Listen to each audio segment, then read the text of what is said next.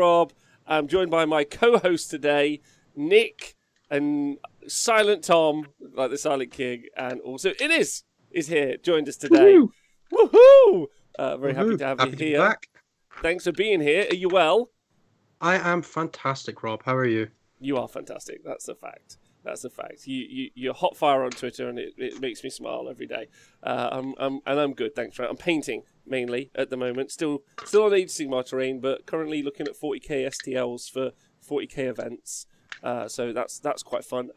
I'll have you know I'm doing a Tyranid themed board. I thought that might make you smile. I love it. That is the best thing I've heard today. Yeah. Because that means that you've made Tyranid models more recently than Games Workshop has. You keep going with that. It's making me smile. Tom is here, but seconds before we went live, Tom ruined his microphone. Yeah, I broke Tom's microphone through the power of curses. If anyone has been a long-term Honest Wargamer listener, you'll know. Many people will know that Tom has had a war with microphones and microphone stands for years. It's and so he's just failed that fight. It's longer running than the war between Eldar and Necrons. Yeah, it's 1,000 years. That's how long it's been going on for. Yeah, so Tom will return with a fixed microphone at some point. Nick, how are you, and are you well? Yeah, I'm fine. I went for an X-ray today on my face and head. Really? Yes, because I'm having to have braces fitted. Oh, really? How come? My long story short, my top and bottom teeth are on a path for mutual annihilation. So okay. they're kind of pointing towards each other. So they're eroding each other over time. So my dentist recently said, I think you might need braces because by the time you're 60, you might have no teeth left because they'll destroy each other. So you don't need teeth when you're 60. You just eat soup all the time. Agreed. Oh, yeah, I don't want to look like a homeless bum though. That's the issue. Okay. So yeah. Are you calling Tom out when he can't respond? Or I can respond, but the audio quality will be terrible. What else is new? All right. Well, apart from that, I've been alright. This year, yeah. Apart from that, I've been alright. Wednesday, I saved Duratar from Annihilation, and I'm painting Poxwalkers. How many Poxwalkers deep are you? 21. Which is a weirdly specific number, just because I had one spare from a bits box and then accumulated 20. And actually, you know what? We said a couple of weeks ago that they would be terrible to paint, and you know what? We were bang on. They were fucking horrible to paint. I hated every minute of it. Oh, I have 30 of my favorite guests, so thank you for that wonderful vision of my future. Yeah, that motivation. That's always good, everyone. I think Tom. I don't know if Tom Dix is here right today. Like in the chat, but I think earlier today's show he was saying that he was staring down the gun of 100 Poxwalkers. Like, mate, yeah. I did that in Gaunts earlier this year, and I can't recommend it. Any batch that starts with a number higher than 3 is not worth it. Thing is, though, Gaunts I feel are fine as a batch because a lot of them are very similar. The models are pretty similar. But Poxwalkers, they're so variable, so it's hard to actually batch because each one is like an individual character. Obviously, there's 10 sculpts, but it also stops you getting bored of doing the same model 96 times. I guess, but also I quite enjoy batch painting because it's kind of that repetitive, almost like repetitive Nick, process. I think you've got to realise though that you're in the unique group of people. Don't forget that there was a tweet not long ago where someone put, and a lot of people commented what's the most you've ever batch painted? People 30, people 40, and I was reading through it and I was like, this is all pathetic. I'm gonna fucking get in here, and then I just dropped straight in. I was like, Nick, and you were 200, and everyone was like, what the fuck? It's not batch painting at that point. That's just painting. Yeah, if you're batch painting anything less than 200, you're weak. Yeah, I agree. Weak human being. I agree. Talking about weak human beings, welcome to the Twitch chat. Yeah, that's right. I got you all in one foul swoop there. Primark, love you loads. Falcon 40k says, I don't understand anything being said. So nice that he's here. because he's a big fan of tier lists. I know that. J Martin 40k. Big fan of opinion polls. Yeah, big fan of opinion polls. Opinion polls actually sometimes better than stats polls. Falcon, comment. J Martin 40k. Hello, Disco Dolly. Thank you for subscribing. And Bobbin, I hope you're well. Thanks for getting the numbers up. Stu Flynn. Tom Dix. Oh, he's in the chat. Nice. And he's staring down 100. Yeah, so let's get to the news. Although it's sad Tom's not here. No, Innes, how are you? Let me ask you how you are first. How are you? Well? Yeah, I'm really good. It's been a good week. I'm on holiday, so I've been doing some controversy on Twitter because why wouldn't you? Catching up on some painting and then tidying the hell out of like my hobby space because it just kind of exploded with eBay purchases over the last year of lockdown. So I've had to consolidate everything, go and buy some new boxes, get everything sorted. So that's been nice. I'm now ready to buy a whole bunch of new stuff. The question is, today's show, by the way, is going to be, we're going to be doing a tier list for 40k. Innes has done a poll online, or like a vote. You could vote for the tiers for stuff, and he's got that raw data, but we're not going to just straight in analyze it. Instead, he's going to throw a faction to me, Tom, and Nick, and we are going to try and guess to where that might sit in the grand scheme of things. But I do want to ask kind of like, you, is it like kind of like Is the Price Is Right or whatever that old show Brucey top, used middle, to or do? bottom? Brucey. Yeah, with the cards. It's maybe more like golden balls in that there's the stats are golden and the opinions are balls.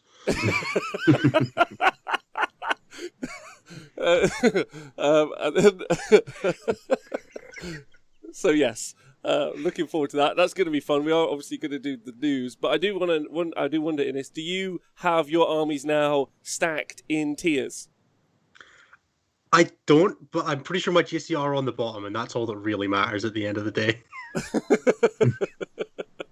Well, that's fine. Big shout out to the Twitch chat. I hope you're all well. Love for being here. I hope you're all good. Everything in the chat for Emma Watson. What? Where did Tom and his glorious hair go? Tom will be back. He's just fixing his Everything. His everything. His microphone. We'll start with the news because there's some hot news. It's off the press. Pretty important. Warhammer 40,000 and Magic the Gathering. No one thought you could get a room that stunk to mix with a group of people that stunk into one place. Like, that's, they said it'd be too smelly. It's going to be... They said it couldn't be done. So we're getting Nurgle decks, right? That's all it's going to be. I mean, pretty massive news, ultimately. Two huge game companies coalescing together. Have you guys got any thoughts about this? Innes, you got any thoughts? I'm really looking forward to it. I have not played Magic, but I played it a very small amount, like when I was first in university. I've not played it since because I don't have enough disposable income to play 2 games that would require my soul. But I still follow it. I still like watch it on YouTube and stuff like that. It's so it's really good to see. I'm really looking forward to seeing what they come out of it, and complaining that my armies have got more recent Magic rules than 40k rules. or better Magic rules than 40k rules. Well, that won't be a high bar. If they print a Genius Occult card that's playable, it's better already. Will you turn up to the 40k table and like try to play those cards? I enjoy Maelstrom already. I don't need to play more. Like 5 direct damage to your... What they might be good for is pairings cards and team events. Oh yeah, that would be that's great. a great idea. Yeah, that would be so good. Big So shout that's out to the single reason I'm most excited is pairings cards. I summoned the Swarmlord in attack position or something. Yeah, but really, it's just like I'm playing Tyranids for some reason. Look at this. This is me. This is my team. Winter Stays On says anime conventions and also lovely seeing him here smell worse than Magic the Gathering and Warhammer ones. Apparently, They do, yeah. I've been to all of those. They do. Tom is back. Yeah, I've had to. So my uncle decided that the best time for my microphone to stop being held was at 10 minutes past 7 as we're doing the countdown. So what I've done is I've unscrewed my microphone, put it back on its old stand, and it's now plonked directly on top of my desk. And I'll fix that later on. You are like mid-level to high-level YouTuber now, just with the table. Just hiding for like 20 minutes as you guys carry the show. That is Tom MacGyver Layton, guys. Yeah. Well done, Tom. Yes. Also, yeah. If you guys are excited, thanks, Neil. If you guys are excited to talk about pairings, actually, Innes, don't forget Sunday night 7:30. Me, Neil, Tom, and maybe a guest will be doing the pairings for the Greek Hammer 40k team event, which I loved that show actually last Sunday. I thought it was super fun. I really enjoyed it. So if you do like 40k, do tune in on Sunday night. That'll be 7:30. Tune in. That'll be super fun. I'm looking forward to it. Tom, you got any thoughts on 40k Magic the Gathering? I don't care. I already spend enough money on actual Warhammer. I played Magic the Gathering for like 6 months in 2012, and it wasn't. It's fine. I really like card games in general, but it's not really my thing.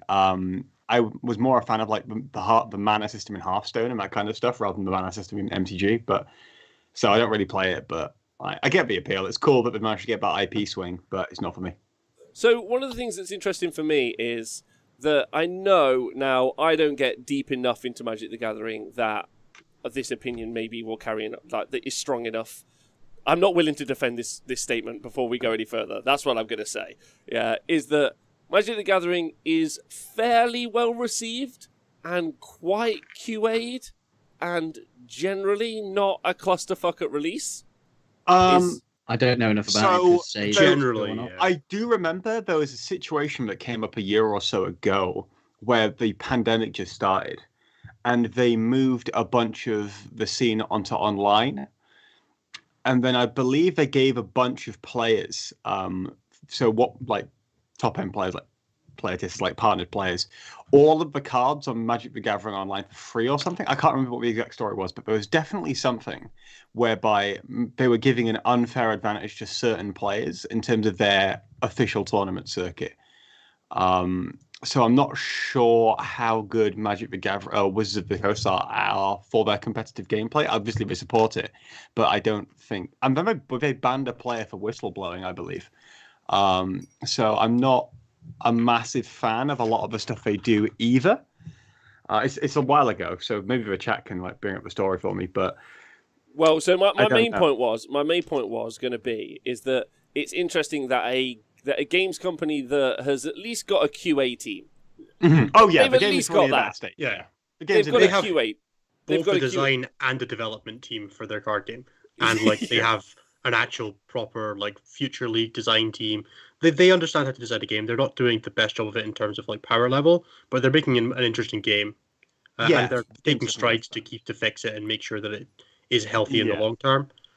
So it's interesting. I wonder if Games Workshop can take anything from that, or will just that's my point. The integration of those two companies and that kind of conversation, I think, is genuinely valuable. Like, I think it's fun to see. Well, I hope that it's not just we license it off you, end conversation. I hope that they get the 40k rules writers in and they're like, why is this thing so much worse than this other thing in this book? Yeah, and then the rules guys are like, do you think they should be about the same? And they're like, well, kind of makes sense if everything's kind of okay. I thought of that way. Tom Dick says, do they have enough data? That's the crucial thing. And I feel like that's a reference to something. Yeah, it is. Don't worry about it, Ennis. You don't play Age of Sigmar, so you don't know. No, you're right. And I do know. I was just being facetious. Oh, right, sorry. Yeah. I assumed that you wouldn't have any time to research that kind of stuff, but, you know. Well, no, I'm not a pundit, but I do still keep an eye on things. You know all the rules, whereas I don't, so I'm trying to work out my time. I think you're one of the best Twitter pundits, I'm going to say that. Magic the Gathering have ban lists. Maybe we should introduce those. Yeah, if only there was an event that had bans in it. Yeah, yeah, ban scramblers. Yeah, it's like going to a pro LOL match and banning Teemo. It's like, okay, yeah. So I actually personally don't care, but it's cool and nice, and also nice that the fandom. I mean, those two fandoms cross over very fucking heavily, very heavily. And it's interesting that they're going down 40k, but 40k is obviously the bigger franchise from Games Workshop, other than everything else. So, I mean, exciting news. If you're into both of them, man, that's exciting. Tom Whitbrook says they also explicitly tier things. There's an expectation in Magic the Gathering that rarity which equals better. So, I think they'll probably just tier the characters, though, won't they? Or something. I don't know. A Beyblade. Lol. I mean, that's still true in 40k as well. If your model is out of stock at the moment, it's definitely better, which just means it's rarer. Chaplain Dreadnoughts, for example, attack bikes are completely out of stock. Makes total sense. Rarity equals better. That's what the stonks is about. It's why the Forge World stuff is sold out. Yep. The macarons to the moon, mate. Yeah. They should sell loot boxes. Christ, this game is becoming a fucking nightmare very quickly. Like, They did, very didn't they? fucking No, we quickly. forgot last year. Yeah, when they did a They did do a loot loot box. box. mystery boxes, Yeah, and they were all Mephiston. I got a really cheap con from that, so I can't complain. There you go. 75 quid. Oh my Christ, that's brilliant. They did do it. They did do a tier at them last year, didn't they?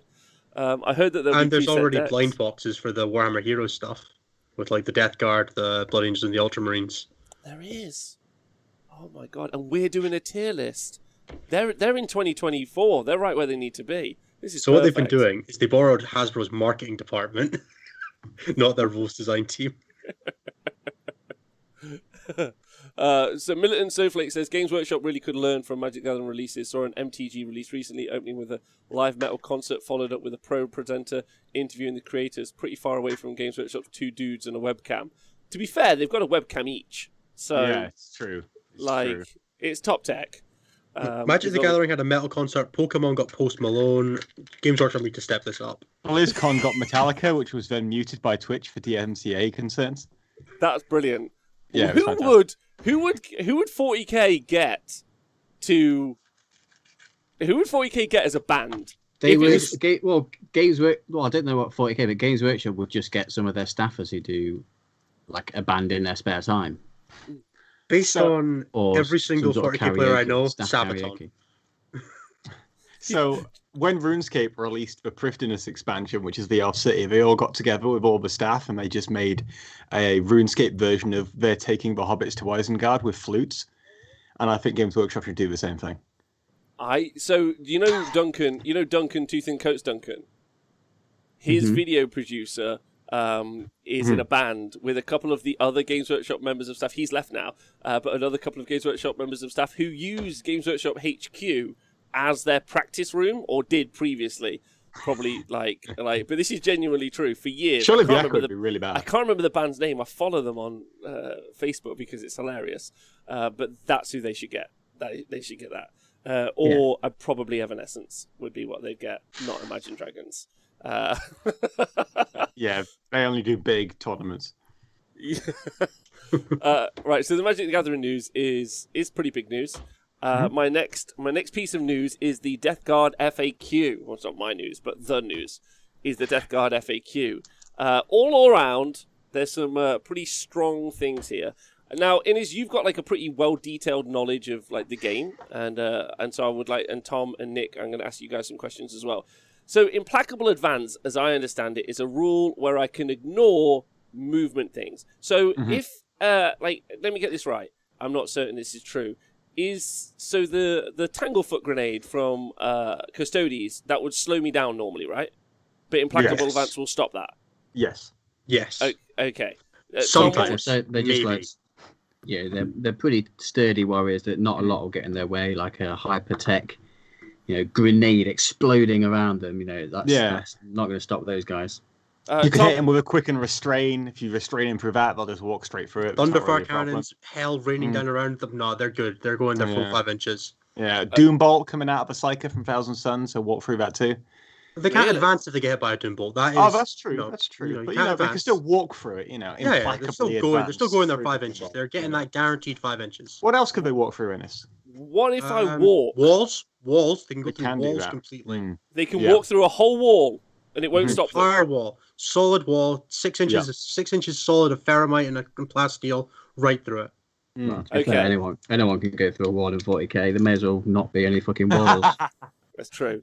Okay, so my kind of follow-up question is psychic powers, special esoteric weapons of the Imperium and Chaos. Like, there's a bunch of stuff. What about a tree? Yeah. No. No, mate. Hard no. Yeah, no trees. I cannot walk past a tree. What about a plant? No. No, no plants. Okay, that is... You might trip over Perplexing. those, Rob. Come on, mate. Be No, realistic. no craters either. They land on the moon. They're going real slow. Yeah. Because they've got to bounce across the That's surface. why they couldn't take Luna. They were just too slow. Yeah. That's why I they mean, couldn't if take... you read Flight of the Eisenstein, there's actually a fight that goes on in low gravity. I think it might actually be on the moon itself. It is actually on the moon. Yeah, it's actually on the moon. All of And- the loyalists get away from the Plague Marine. That's all I'm Yeah, going to exactly. say. And the Death Guard guys all have issues trying to fight in this low gravity with like slowly like dipping around and all that stuff. By the way, oil in the chat. Thank you very much, Gebser. Yeah, so they're having a fight moon. They're slowed down by it. So there's precedent in the law for this, Rob. Okay, so what we're saying is the narrative FAQ, decision. the FAQ, the Implacable Advance is ignored. Thank you to Falcon 40k for subscribing.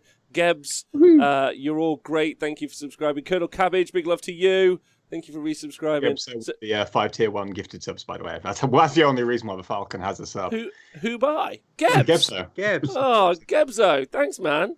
So the Implacable Advance FAQ change. How do we feel about this?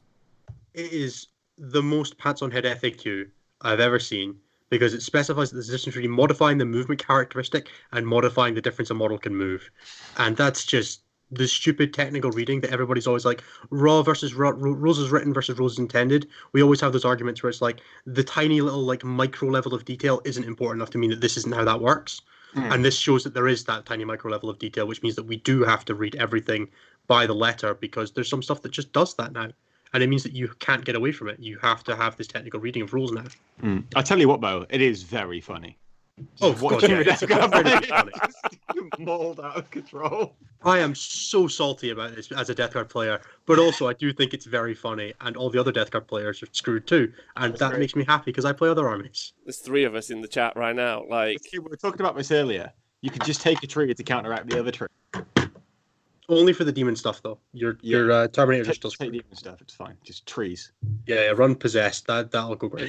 60 possessed with trees fighting trees. 30, Tom. They're capped at 10 now. Oh, I'm so sorry. Wait. Nick, Oh, you're a Death Death Guard, Guard right? player like all of us, right? How do you feel about it? Same as Ines, upset about it because I was like, oh yeah, because I don't think the Death Guard book has got, it's a decent book. I don't think it's game breaking at all. I don't think it's like, I don't think it's S tier, but we'll come to that later. It's strong in a different way. Yeah. And I feel like they put that advance rule in, and they could maybe have made some exception, but I presume they made the decision based on the technicality of the rule, like Ines said. Like they'd probably have to change either the terrain rule or the Death Guard rule wording to make it work as they maybe intended, but I guess they might not have intended it to get around that rule either. So we don't know. Yeah, I'm not that upset about it, but I did like that it was a nice way to ignore taking a Psyker in your list because you could just use woods to abuse. Like you didn't need miasma because you could just use woods with impunity. So thankfully, the change to Demon Princes, meaning you can now take them and a Lord in a detachment, opens up taking a Psyker a bit easier. So I'm not as unhappy as I could have been because now I can actually take a Psyker without wanting to cut my throat to do it. Yep. It's a significant change though. But what's weird about it is I can kind of see from their perspective, they're like, okay, everyone is reduced by woods, like, so you guys are as well. You can ignore other stuff, but like you can't ignore the environment. Like I can kind of see the argument, really, maybe, but I felt like for a very, very slow army already, that it's been impeded a lot more unnecessarily, and like there wasn't really any purpose to do that. And also now, like in matches and in pairings, is significant. Like that the Death Guard have. Well, maybe they don't have a weakness. They have the same weakness everyone else has, but they could have had a bonus, which would have been a cool, unique thing to add for them, which is a bit of a shame. But whatever. It does broadly feel like their chapter tactic is back to being useless because it now gives you rapid fire on bolt guns, ignore some stratagems that nobody's going to use on you anymore, and the vehicles you don't take don't get the +1, don't get the ignore in combat penalty. So like Plagueburst Crawlers and Defilers don't get it. It's only like Predators and stuff that you're never taking in Death Guard. So it kind of feels like we're back to just having Plague Marines rapid fire at 24 inches, and that's the entire thing that Death Guard have to be cool other than their data sheets. And I don't like that. I don't think that's particularly interesting. Yeah, agreed. I'd agreed. It feels fairly uninspiring. I think is the point, and also like for a book that I thought was done fairly well, and like let's not throw the baby out with the bathwater. A positive change, that Demon Prince change, is excellent. So you can take your Lord of Contagion and Demon Prince at the same time. That opens up list building a lot more, which is super nice, really positive. So yeah, I think they didn't FAQ the Tallyman. That is true. There's That's another a thing bonus. I will talk about in a second about what's not in there, but I'll let you finish your point. Well, maybe. No, go on, Nate. Sorry, Nick. Maybe they didn't. Maybe they didn't do that because they intended it to be that way. The Taliban should just be 60%, 40% of the time. You get +5 CP. That's a great use of 70 points, Games Workshop. Thank you for letting me have that. Yeah. Oh, maybe that's the payment for not getting to move through woods. Is it the most efficient point-for-point pick in the game? No, that's still Player of Twilight, which now is completely uncapped. Mm-hmm. But it is pretty good. Yeah. It's like 12. It's like 20 points of CP on average. Can I just thank, from the bottom of my heart, Elkoreb for donating 2,000 bits to the show. A big whoop whoop. One's for you. This one's for you, Elkoreb. Every time I roll a CP from my Tallyman, I'm going to shout, "This is for Elkoreb." So thank you so much. That's super, super lovely of you. They're just so bad at FAQs. It's like, is there any examples of them being decent at FAQs? Would you say? There have been FAQs where they catch most of the problems. Like, I would say the second round of like the Blood Angels FAQ, where they dealt with adaptive strategy and stuff like that, was pretty good. Yeah. It just tends to be, whenever they do a FAQ the second time, it's really great. They just can't seem to get it right on the first go. Mm-hmm. Yeah. Anything else that came up from the FAQ that you're interested in? You still can't take Typhus in non-Harbinger's detachments. Mm-hmm. There is no legal way to take him outside because his rule only allows you to get contagions. He still can't actually be put in other detachments. So Typhus's datasheet just doesn't work at the moment, which I think is hilarious because I know they were asked that question and they just decided, no, that's not worth answering. Which is a pretty big deal. Typhus isn't like a small name character.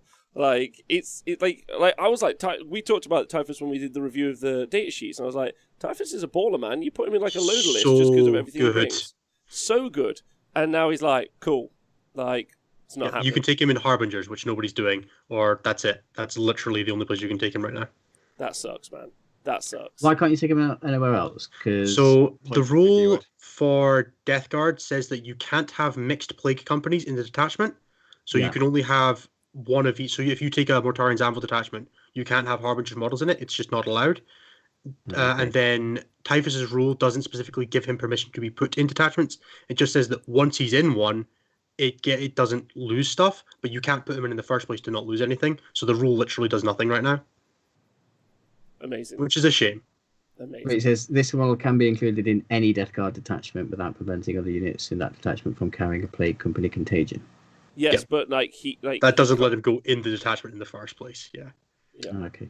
It's the stupidest rule, Raw versus Rye, but as we've seen from the Inexorable Advance, that's how they want us to play it, apparently. If you were a TO tomorrow for an event and someone was like, I want to bring Typhus in another plague company, no. Hell yeah, I would. Yeah, I am allowing them to do that in my online leagues. I'm just not doing it myself because I feel bad about giving myself permission to do it, but I'm letting other people do it just fine because I think it's the stupidest FAQ, lack of FAQ they've had since 5th edition. Okay, yeah, I would agree with that. And Winter Stays On says you can't buy a Lord of Contagion anyway, so what does it matter? Not selling any extra models by FAQing that, so there's no point. Typhus is in the combat patrol box. Mate, this model looks so goofy. I really liked the old Typhus model where he's just stood there with his massive side going sideways. He's tiny. Yeah, I don't know what he's doing now. He just looks like Aulus Vitellius from classics. He just looks like some squat fat man just carrying his. I didn't put the flies on mine. I was like, the flies are staying off. It's too much. Right, no flies. So Death Guard FAQ generally uninspiring. Magic the Gathering. No, there was another inspiring bit that we haven't talked about. The fact that they removed the Lord of Death keyword from Demon Princes, so you can have a Lord and a Demon Prince in the same detachment now. Well, Innes mentioned it earlier. I was super pleased by that because the list because I wanted 2 sources of reroll ones to hit in my list. The one that I played Scrivo with a couple of weeks ago, I had 2 patrols to get around that.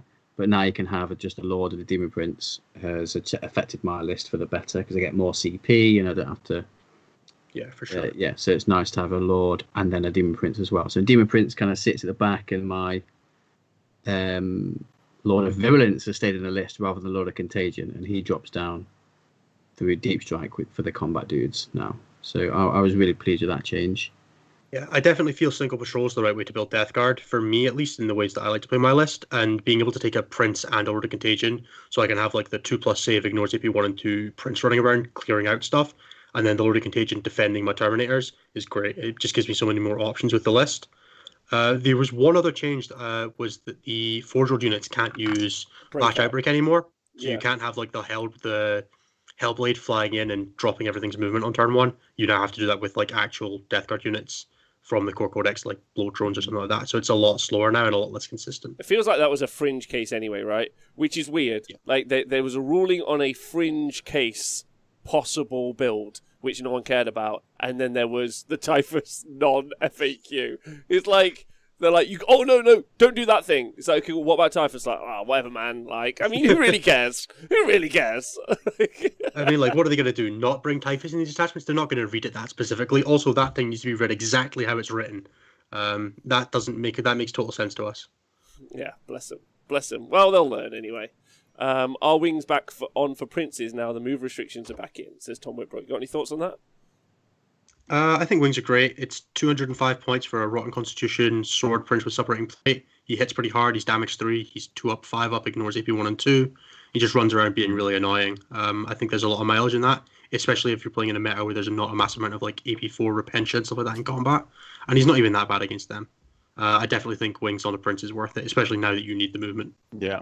It's such a movement-based game anyway, and when you're able to move like a quarter of the way across the board, that's pretty insane because the board's smaller, so that movement's got extra value. It's even just like being able to hide behind a wall and jump out in front of it when your Terminators go through 100%. It. If you're moving 8, I think that's the most important bit. Yeah, because otherwise you have to walk all the way around because you're a prince, right? There's such a good conversation about such a good conversation about flying units and breachable terrain. I think at the minute generally for like their strength in the meta and how like relevant they already are. Like Sanguinary Guard, for example, Vanguard vets with jump packs, like all that sort of stuff. Like because they can like either breach through the terrain or they can fly over it. And so I think the wings have got that like good option for like, especially in those dense terrain boards.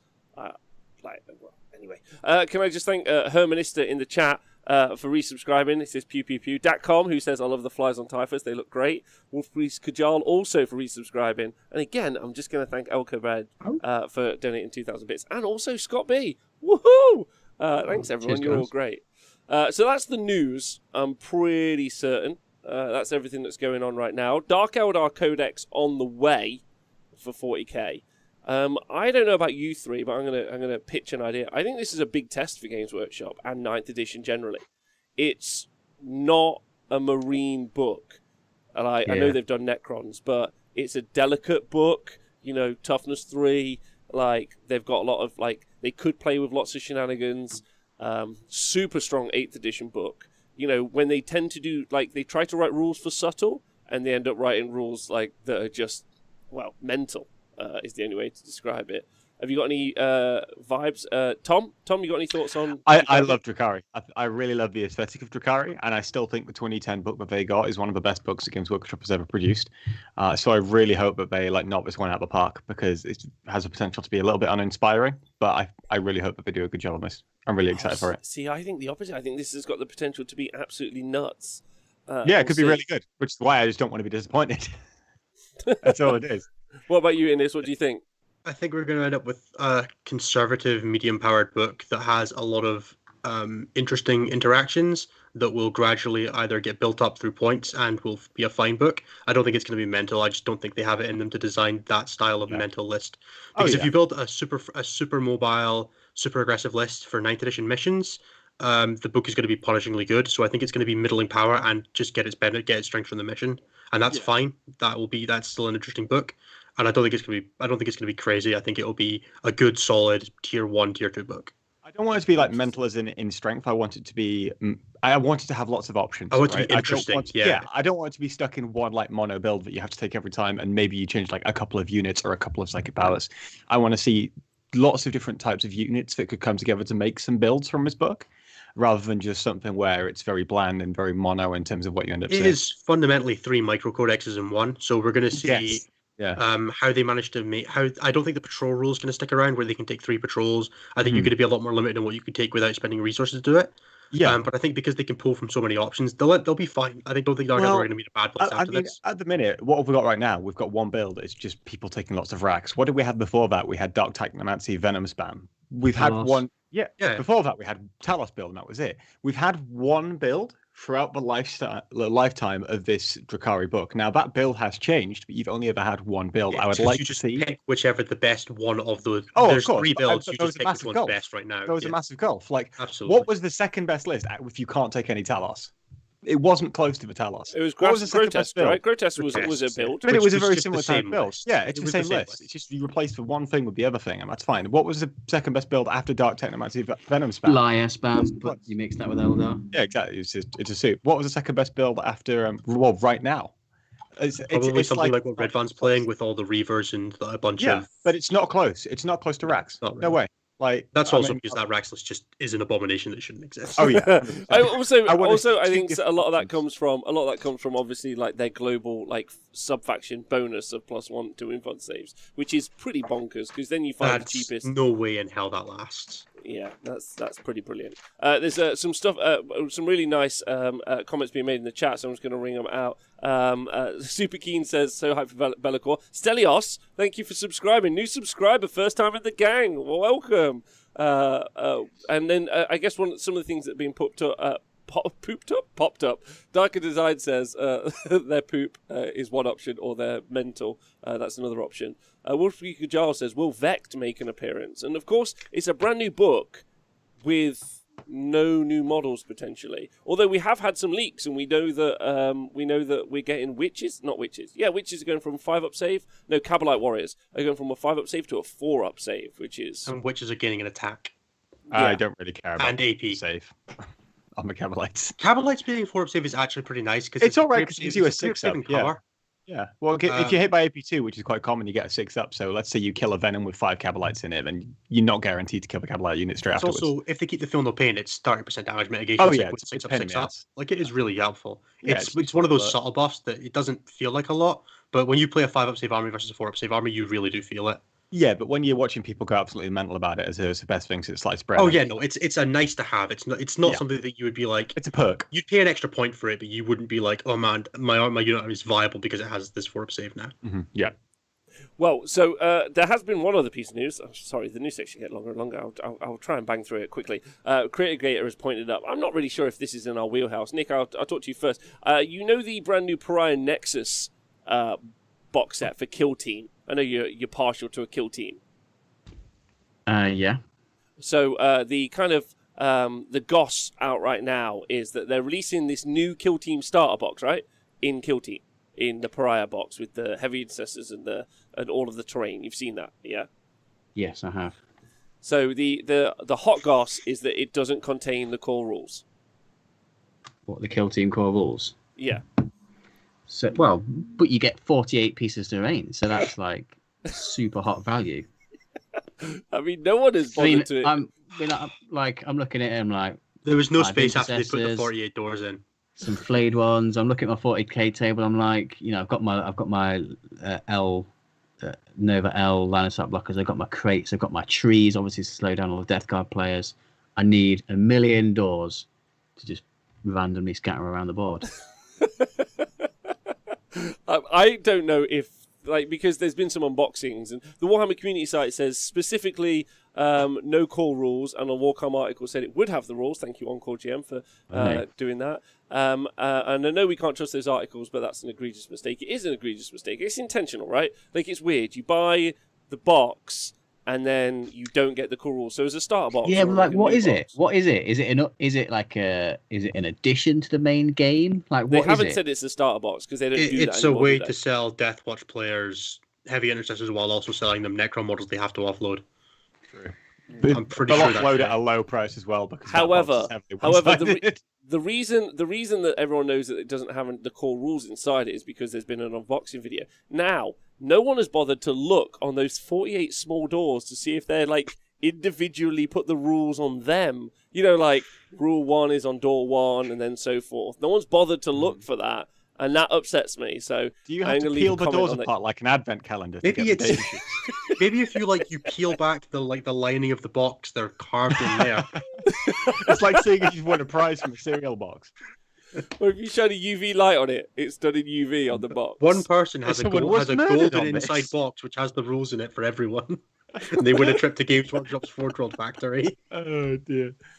Anyway, Okay, I'm still waiting on my obliterators, Innes. I'm still waiting on those. They're coming out any day now. It's gonna happen. You're never getting. Shut those. up, Innes. I'm gonna believe. Right, okay, so a fun load of news for 40k at least. And now, obviously, I mean, we could bang on all day. Games Workshop, terrible company. Look at the app, fuck's sake. Like, they genuinely flogged that. And then, like, I saw someone the other day, still to this day, I don't want to mention it, and you guys don't have to jump in on this, but it just made me laugh. Someone was like, oh no, all my lists have gone from my 40k app. I was like... I never thought the electric would eat my face. I was like, why are you using that? Oh my fucking god. Anyway, it's using fine. it to get that £300 cart of, what are they called? Cockatrices. That's what he's using it for.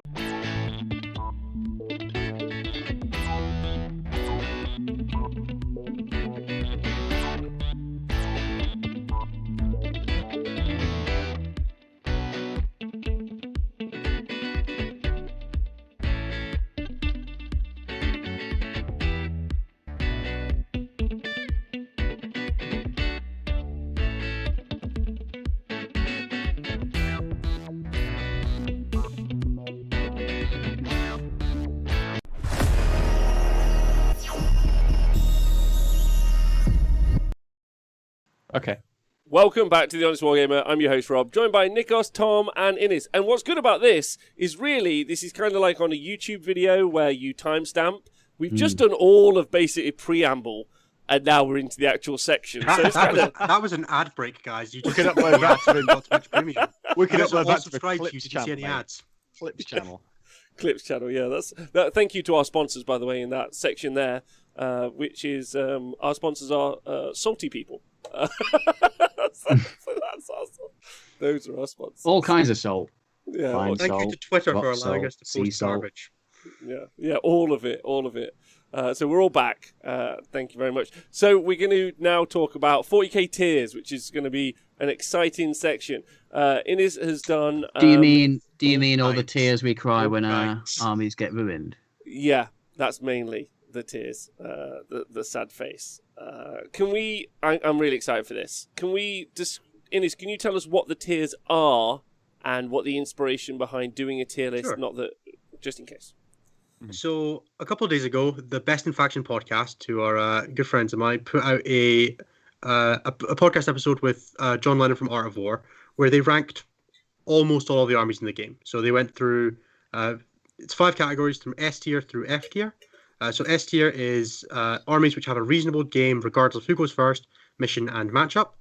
And then there's 3 tiers of pack. So there's pack plus, which is armies which are pushing their way towards S tier and separating themselves from the rest of sort of that middle gloat. There is the pack armies, which is the majority of competitive 40k and just the baseline for what is a normal competitive army. The pack minus, which is armies that are part of the pack but are falling behind, so maybe they're missing a couple of key elements that makes them really competitive.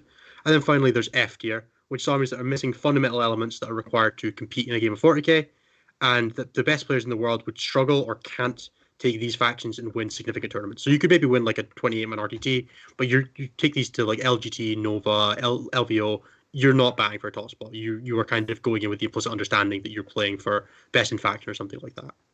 So, like, first off, I don't know about Nick and Tom, but I'm gonna have to just call it. What terrible names for the tiers. Like, the 3 of the names being the same. Like, pack plus, pack minus, pack. Like, because if you say they're in the pack, I'm like, which one? Pack minus or pack plus? And you're like, no, pack. And you're like, oh. Okay. I personally would have preferred a traditional S, A, B, C, D, or F tier, whatever way you want to call it. But I can appreciate what they went with. They went for, this is the stuff that's the really good, the stuff that's really bad, and everything else is within a shade of the middle. So I understand the appeal. It does make it hard to talk about, but the visual is okay. Like, when it's actually coming off of a video or off of like an actual just a picture, it's not too bad. Well, we have a visual that you've done, but we're not going to be revealing Sure that to do. the end because that will ruin the surprise of the game that we're about to Makes play. the segment way less fun. Yeah, So just way to less fun. give a bit of final context on that, after the Best in Faction one went up, there was quite a lot of community vitriol because, as everybody knows, no one likes being told their army's good or that the armies they're losing to are bad because that makes them feel bad. Yeah. So Facebook, It's almost like there's context, Reddit, isn't there? Discord, everywhere that we saw this posted, there was flame. There was people saying, "Oh, my army's bad, and I won this tournament with it." And I'm like, "Yeah, but you played 7 people in the middle of nowhere. Like, no wonder you won." So it was glorious. But I decided that, all right, community, you wanna flame off some very good people. You've got John from Art of War, who's one of the best players in the world right now. And you've got come on, Tom. It's pretty good. He didn't even say anything. You heard inside his head. Went. I don't know how you can qualify that statement. One of the best players in America, absolutely. No complaints there at all. I just don't one know of the best players in America, and I mean, if you're the best player in a country as big as America, you're going to be top 20, top 30. I don't think that's a rough statement. Well, I agree to disagree on that one, mate. You can disagree with whatever the fuck you want. I'm going to say one of the best names in 40k. Oh, it is so good, yeah. One day I wanted to meet my friend John Paul McCartney. That is the one thing I want. Have him play Not the in best Sterling, name, it'd be great. John Lennon will win. Yeah, I know, but that's not why we're doing it. It won't be close. So anyway, I decided, all right, community, you want to slag off these good players who have reasons behind the decisions, because you can't bear to the idea that Craft Order Leather might not be bent because you lost to your mates crafters once. Put your money where your mouth is. Let's see what you guys think. And they sure did. Oh yeah, baby. I love that. I love the idea. Because my favorite quote from you earlier was, "The masses are messes," and I couldn't agree with you more. Like, I couldn't agree with you any more. But yeah. So Rockets 182, thank you for subscribing. By the way, he says, "I love the show." Love you. That's lovely. So we're going to be going through the fun game. So Innes is going to call out a faction. Now, obviously, this is what the crowd voted. He's going to call out a faction. Me, Tom, and Nick, we're going to put it into the tiers that we want. And I am going to jot this down for us and let us know. Are we doing points? You get one. Yeah, because I want to win this game. Is what I want to do. Yeah. We're very competitive here at the Honest Wargamer, so we need to make sure that we're going to win. How many rounds are we doing? You know. Well, the whole thing, are we not? Oh, we did the whole thing. Every single faction in it. Okay, we've got 31 factions. All right. And I'm I've going to go and get the listed where I spreadsheet and do it in alphabetical order. Community's going to put them, okay? Yeah. All right. Because otherwise I was going to have to do something awful. I've got my Control F function ready to find where I put all these factions. Okay. Yeah. All right. Hold on. Fucking Bew. Yes, next weekend I will be covering the event in Copenhagen. I will be. Cool. Obviously online. But yes. Okay. Right. Sweet. Let's do it. Okay. So all of the factions are ranked from S to F tier. Yep. There are an undeterminate number in each tier, so I'm not going to tell you how many is in each tier. And they are ranked from top to bottom in each tier, but we'll not worry about that. We'll just go with the tiers directly. We can talk about where they are within the tiers later on, because that's also quite interesting. So let's just get started with alphabetical order. Mm-hmm. So first we have Adeptus Mechanicus. Where did the general community put Adeptus Mechanicus? Okay. Are we guessing the general community then, not our own? Oh yeah, you got to guess where did the well. people put them, and then we could talk about why you think your opinion might be different if you want. I can go first if you want. Okay, go for it. Ready? Okay. I was very torn between two tiers of Adeptus Mechanicus. I was torn between putting them in S tier and putting them in F tier.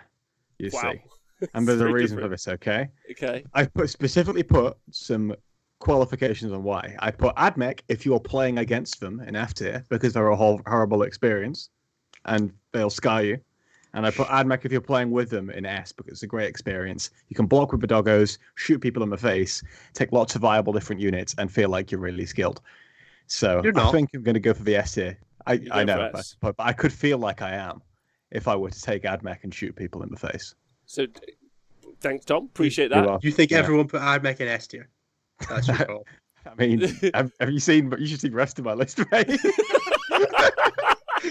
Tom, just a quality of life issue. Could I have you move your microphone 6 inches away from you? Just because I'm very familiar with 6 inches of range. Just 6 inches away from you is all I'm needing. There you go. Thank you so much, Nick. Go on. I'll let you jump in here. Well, I put them at the bottom tier, because I think partly the two because I think the model range is absolutely awful. I think who the fuck wants to play with? Who the hell wants to play with human-shaped robots? I mean, what an awful aesthetic to actually want to play.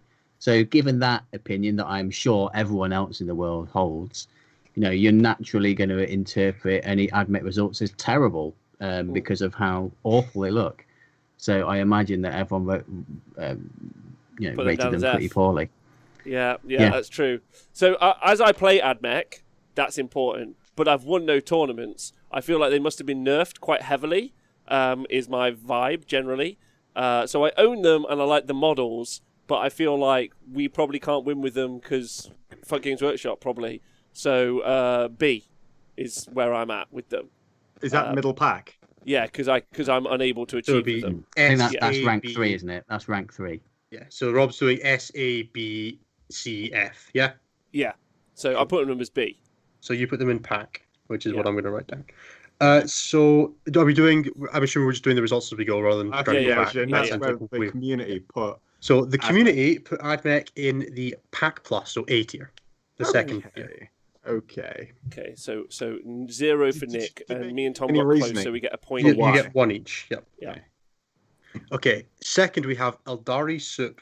Oh yes. Ooh. Do you not, Innes? Do you agree with where the community put the? AdMech, by the way?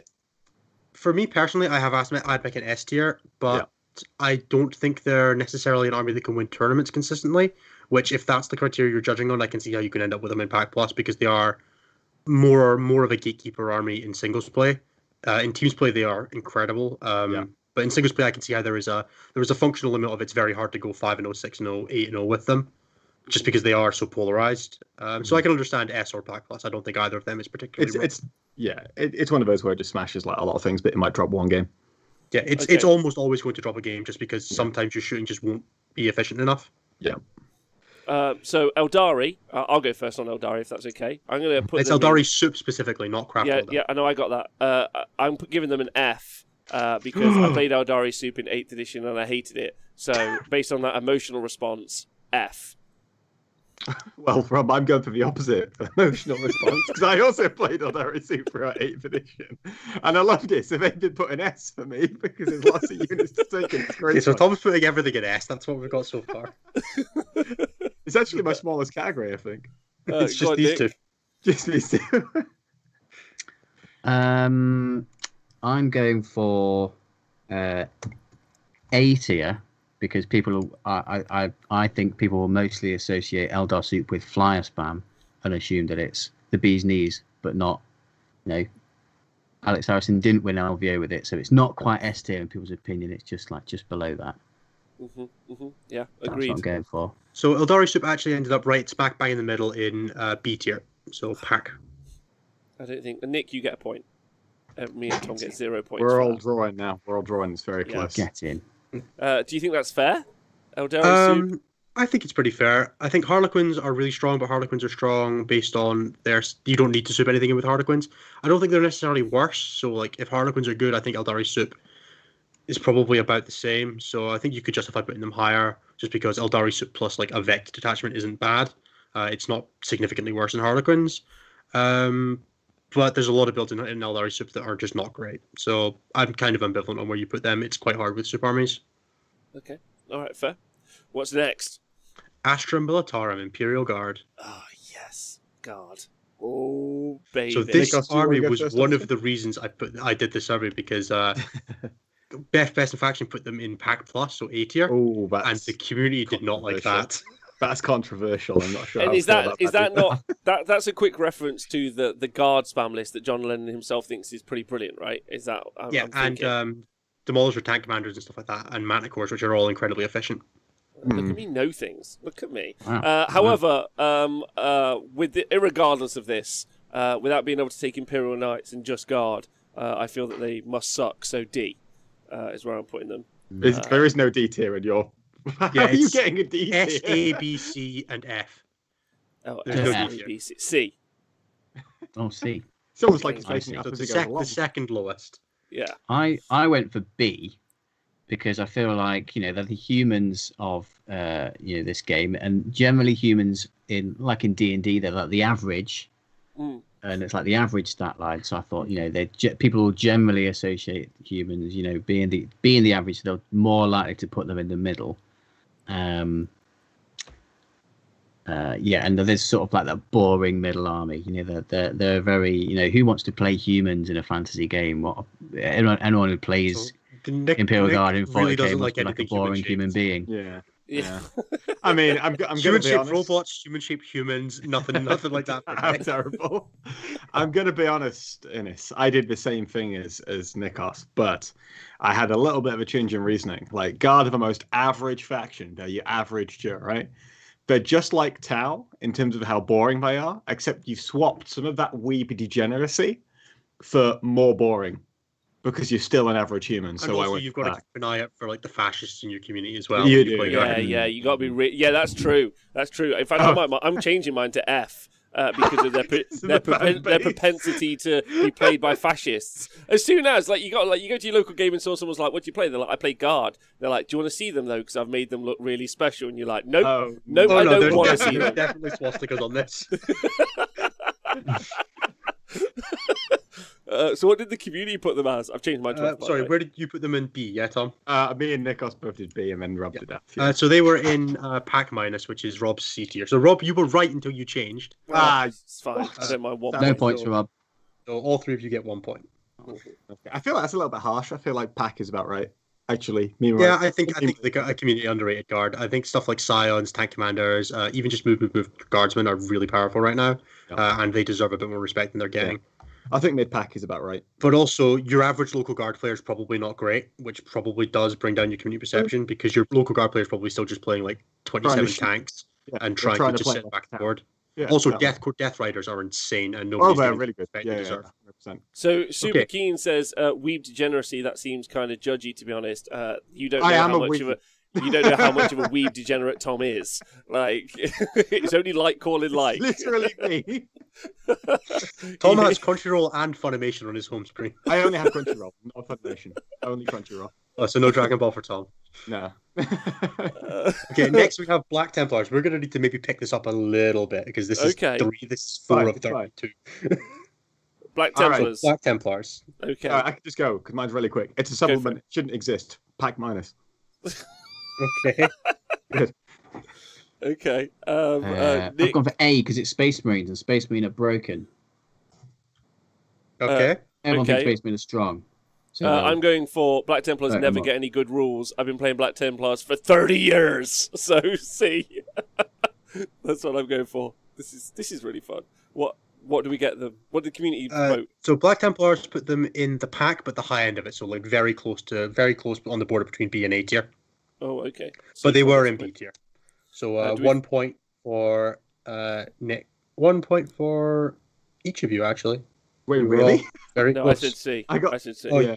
I said C as well. Oh, you said just Nick. Nick. Just Nick. Just 1 point for Nick. Yeah, we're trying to rob Nick of his points again. No, they were in the middle tier. You guys said the second lowest. You all get 1 point. Nice. Yeah. Oh, you guys are so bad at this. Yeah, Rob. Okay, Blood Angels. Yeah. I also put them in pack minus because they're a supplement and shouldn't exist. no, they should have their own codex. All Space Marines should be one army, and nobody should treat them any differently. From me personally, but Agreed. I'm going for S. Space Marines, but everybody would have whinged if I did that. I mean, they are all individual books, to be fair. And Nick, I'm going for A. I'm going to go for A because Sanguinary Guard are pretty great. Smaller boards, a lot of them can fly and hit things in combat and get objectives, so they must be amazing, right? Yep, Nick's bang on the money. Say. Oh, really? Yep, bang on the money. That's right. I think they were in A. They were also pretty close. I think they were 6th place overall. Really? Yeah, they had quite a lot of S tier votes. You have to remember a lot of the perception is people watching stuff like Vanguard Tactics and Tabletop Titans, where they really like Blood Angels. Yeah. Brian Pullen thinks Blood Angels is the best army in the game. Yeah, well, Brian Pullen told me at the start of 9th edition that a land raider full of custodians was going to be broken. So yeah, people often can't think for themselves, can they? I am not disputing that, but I'm just saying this is a community tier list. I know. This is the point of the whole show, Tom, is that we be the community in our joke responses to Innes, and then he goes, well, actually, don't watch. Well, if you watch these, so YouTubers... for that round, Tom gets nothing, Rob gets 1, and Nicholas gets 2. I'm going to catch up later. Okay, Chaos Demons. So I put these in F tier because their book has more pages for Bloodthirsters than it does for stratagems, and that's uncool. Yes. So F tier. Okay, yeah. I'm putting these in also F tier because I've only listened to Jim Vessel talk about them.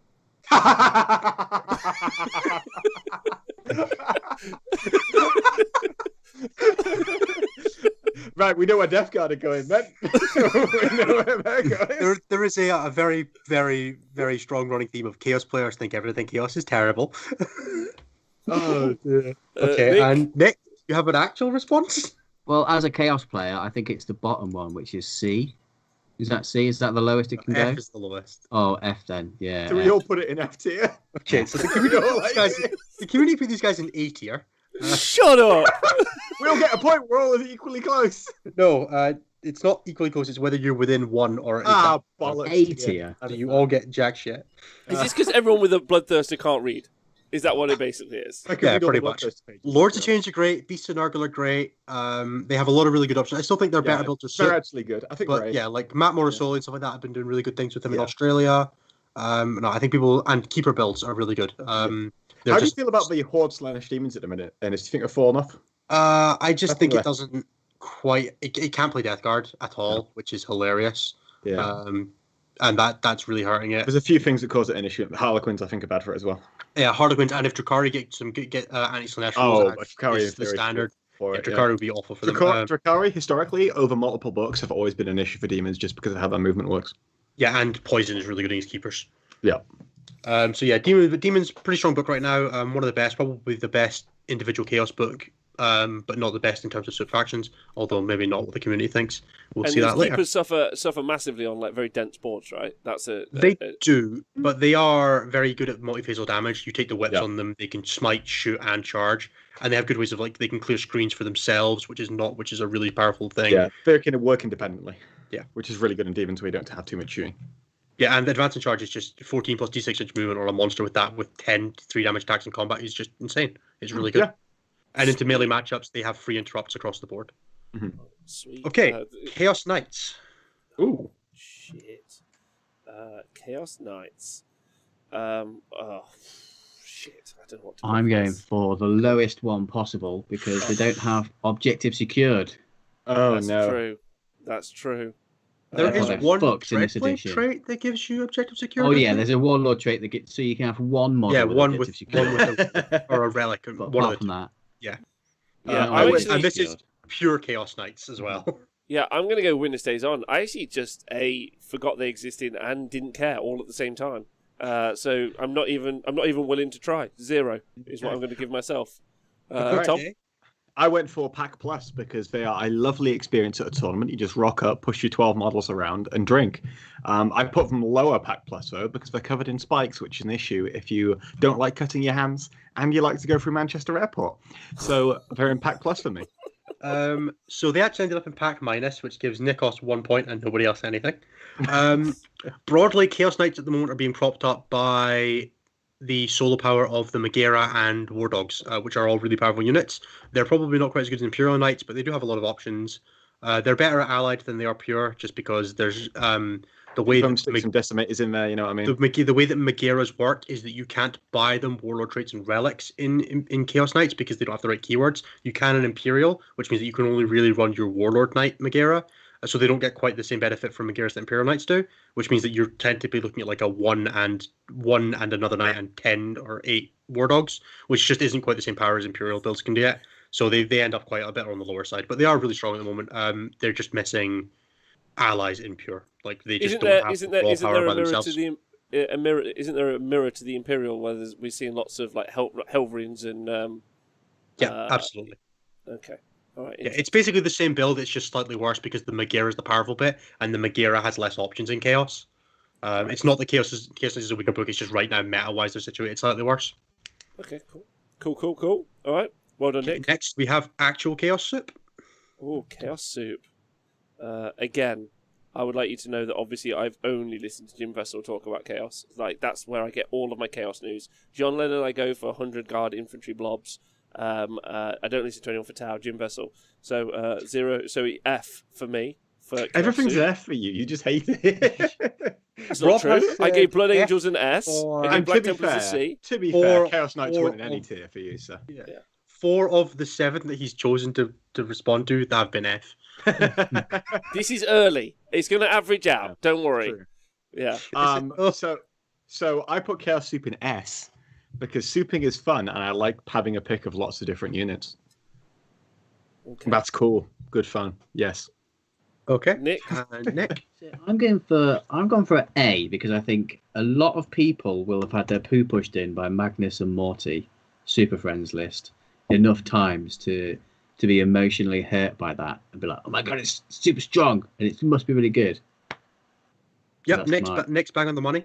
Chaos Soup is really strong. I personally think it should be an S tier list or an S tier faction because it has so many powerful options. Magnus, Wow. Morty, and 3 Keepers is really good. Decimators are really strong as a soup option. You have things like the 60 Possessed in Word Bearers with Celeste for advance and charge. There's a lot of really, really strong things you can do with Chaos Soup. Beasts of Nurgle are a great module, so is the Lord of Change. I think the community slightly underrated them here, but they're maybe looking at like the average power of Chaos Soup rather than the very top end, and the average power is still pretty middling. So they land in A tier. Yeah. Well, okay, that's great. Also, love that keepers are viable because anyone who plays Age of Sigmar is currently desperate to use Trying those to sell keepers them. that they bought. Yeah, Yeah, our for Team Scotland, our Chaos player is a Head of Knights player as well. Not anymore, he isn't. not anymore. He's not. Bless him. Yeah, he's not playing Head Knights on TTS. He's definitely playing Chaos Space Marines. Okay, next we have Tom's favorite Chaos Space Marines. Okay. I Ooh. put them in Pack Plus because they're basically Chaos Soup by themselves. They just lose access to some psychic powers from I don't know, from Thousand Suns. Gaze of Fate. Yeah, Gaze of Fate and long range warp time and some demon bits. So I put them in plus 80. Okay. Okay. So I know that Chaos Marines won a small event, but a Masters event over in Australia not long ago. So based off that, Chaos Soup. oh fuck. In which case, an F because Jim Vessel told me so. That was Matt Morrisoli's Double Terminators and Lord of Change build, I believe. Yeah. Okay. That's an interesting build. I'll have to have a look at that. Yeah, it's 20 Emperor's Children Terminators. It's really strong. It's probably the best way to build it. And on dense boards, like in team formats, where you're not kicking that off. That's getting points. You're not like dealing, regardless. Yeah, it's great. You can't stop it. Okay, Nick. D. I'm going for a D. That's my guess. There's no D tier. Oh, there's no C. D. There's a C tier, Nick. Yeah. C. Go for C. Okay, so they actually just landed smack bang in the middle in pack, which is going to be a point for Nick and Tom. Yeah. And nothing for Rob because Rob just likes hating things. Excuse me, I'm responding like the community. I'll have you Rob know. is going for F's in chat. Remember, the community couldn't bear to deal with anything being bad. Okay, now we have Tom's least favorite army, Craft World Eldar. What do you mean? I put them in S as well. Wait, hold on. We're having some feedback from the chat. It was 60 Possessed list that won the Masters. There you go. Oh, Yeah? that was also Chaos Soup because it was 60 Possessed and Celeste. Yeah. Damn it! We talked about that. in so Chaos. close. Chaos Soup should be an S tier. Matt Morrisoli won Liam won the Invitational, Matt won singles. There were 2 tournaments that weekend. Fuck me. I'm so close. So close to knowing something. Okay. All right. So I put Craft Worlds, but if you are bad, they are pack minus. If you are Polish, they are pack S. So therefore, it's not a problem with the faction; it's a problem with you not being Polish. So it's an S. Fedor's playing them as well for Ukraine at the moment. See, it's expanding out of Poland. Yeah. I think that's probably the other way around. Isn't it? People expanded to Poland. Oh no! It's rare. We want things expanding out. So of Poland, we're going with S for you, Tom. Yeah, S for Craft Worlds. Yeah. Okay. Rob and Nick. I've gone for S as well. That's mainly because I'm starting to play Craft World Eldar now. I picked up an army this summer. I started playing it. I'm sure news has reached most of the world by now that I'm playing Craft World Eldar. So people probably assume that it's an S tier army now. I don't want to say F again because I have an emotional reaction to Craft World. Like, I went for a joke with the chaos stuff, and now I feel like I've pigeonholed myself into this negative energy, which is not who I am as a person. You peaked way too early, Rob. Way too early. I'm just going to go... I'm going to say S as well, because they're bloody fucking elves, and they're probably brilliant. So that's what I'm saying. Okay, so the community put them in pack minus, so C tier. So you all get Jaxie again. You are great at this. No, we are great at this. It's the community that suck. We don't understand. Yeah, our opinions are high correct. level. Yeah, You could decide if I was being Everyone else is sarcastic. wrong. we are expert pundits now. So craft You worlds said there's have plebs on Reddit. a vague tier counter build that kind of shows up that only like 3 people in the world can play, and they're pairing for it. So Yeah, fine. It's Fedor on the Polish and me. Fedor on the Polish. Yep. Wow, that's So toxic. power to them. Do I think that that's in singles play when you're not pairing for teams? Different, but that's a different tier list. Yeah. So yeah, Craft Worlds, the general community perception is that Craft Worlds are dog shit, but not dog shit enough for S tier, because Craft Worlds can't be S tier because of the genetic memory we all have of every other edition. F tier, right, Ennis? Not S tier. Yeah, you said they're better than S tier. The community refuses to believe that they're F tier. Like, they just won't let the community will not allow Craft Worlds to be an F tier. It is not possible because we are all mentally scarred by playing as Yonari and Soul Bursting Wraith Knights, and also the entirety of 8th edition. Yes. And 7th, and quite a bit of 7th. And 7th, and 6th, and most of 5th, and 4th, and 3rd. Yeah. And Dawn of War. That's just what happens when I main a faction. It just terrorizes people for decades. You know, it happens. We have one Craft key World. army, and then we finally start getting some diversity until we get to the eyes. So we have Custodes. Ooh. Oh right, yeah. Now remember, they just won the Nopen. Okay. Shield Wall. That was Imperial Soup. That was Imperial Soup. But do you think Was people it like remember that Custodes? when Mikey's shirts had Custodes on them? That's true. That's true. Custodes. I put this in pack because it's only played by boring people who think that watching If the Emperor Had a Text-to-Speech Device makes them funny, and they have like 2 useful units. What's that? A? Pack, middle, B. That was B Oh, tier. B.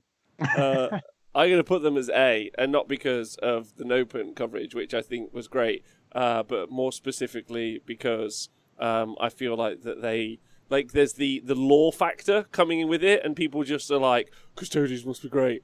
Like they're like Space Marines, which are bent but better. Like, do you see what I'm saying? That's where I think narratively, they are. Yeah. So I'm going for A. Okay. I have gone for an S because, in my opinion, they're all obsec, and all obsec is obsexy to me. So there you go. Beautiful.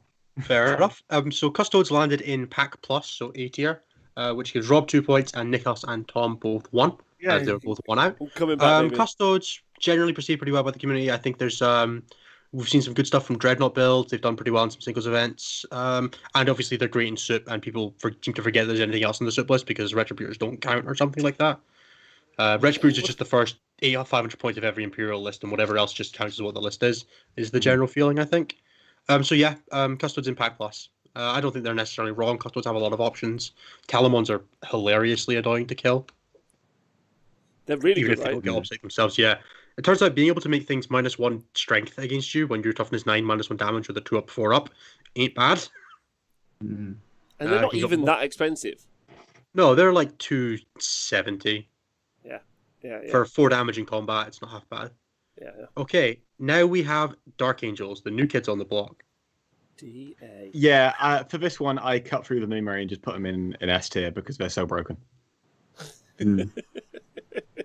Nick, I you also got went for S again. Similar, but with a similar rationale to my last point about Custodes. Dark Angels are obsexy because they have obsec, yeah. obsec Terminators. Yeah, that's true. Turns me on. I've also said S tier, but that's because it's the most recent book, and therefore, by community, if I'm a community member, my mind is the most recent book is the most broken book. Yeah, of course. Yes. So obviously Dark Angels are on level with Craft Worlds in all of your perceptions. As you I also all... know where this went because I read it in his Twitter feed, so, you know. I'm Yes, cheating. DA were in S tier, Yeah, fully there and you go. completely. Woohoo! you We all get And 2 I points. don't necessarily think the community's wrong there. I still think we're a little early to say that. Mhm. Although if you were reading my Twitter, you would see that I very clearly think that. Yeah. Or at least I've been memeing that. I But think they're it's a like great book. 2-week-old book. We've still got a lot to test, right? And Yeah, see exactly. where It's it like lands, Death Watch. We've edgewise not does. seen where they land. We need to see what a good Dark Angels build looks like before we Yeah. can really cement them in the I also meta. feel like a lot of people aren't really testing Death Watch. Like, I mean, we've got Nick on our team. He's testing. I've got him testing Death Watch at the minute because it's his favorite faction anyway. But I haven't seen too many people playing Death Watch. You see White Scars, you see Blood There's Angels, you see really- Dark Angels. I think But it's Death Watch just feel because the real codex complicated. is like a Mhm. fucking Yeah.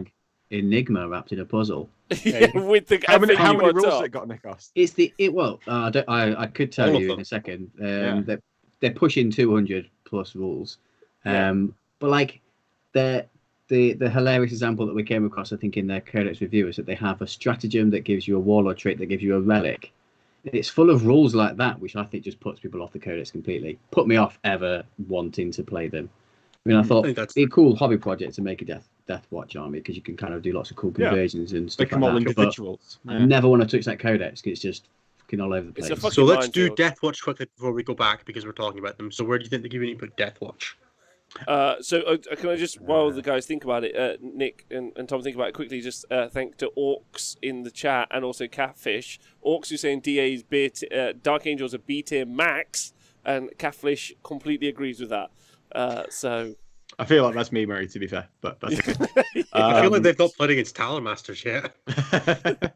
I put Death Watch in C tier because they're a supplement and shouldn't exist. Okay. Nick, I reckon people think they're in A tier. and I would also agree with A tier, but that's mainly because it's one of those situations where someone asks you a question you don't know the answer, and you just go, A tier? Because no one's read Whatever it. that guy said. No one's read So it. they actually ended right smack in the middle, pat in pack. So Oh, in nice B one, tier. guys. Points for Everybody everyone. gets a point. Yeah, I don't know if the community's got a solid opinion on Death Watch yet, No. so they just kind of they're Space Marines. They can't be that bad.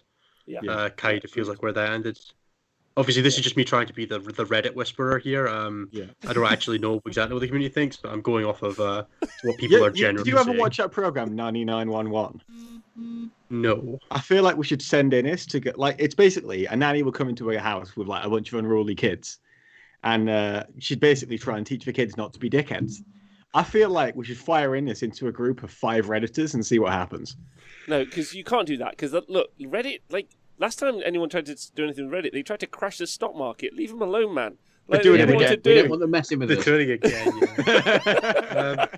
So it's like the dog whisperer, but for weirdos. The last time we put Innes in Reddit was that guy who was telling him, but he can't improve anything because his dice might be bad.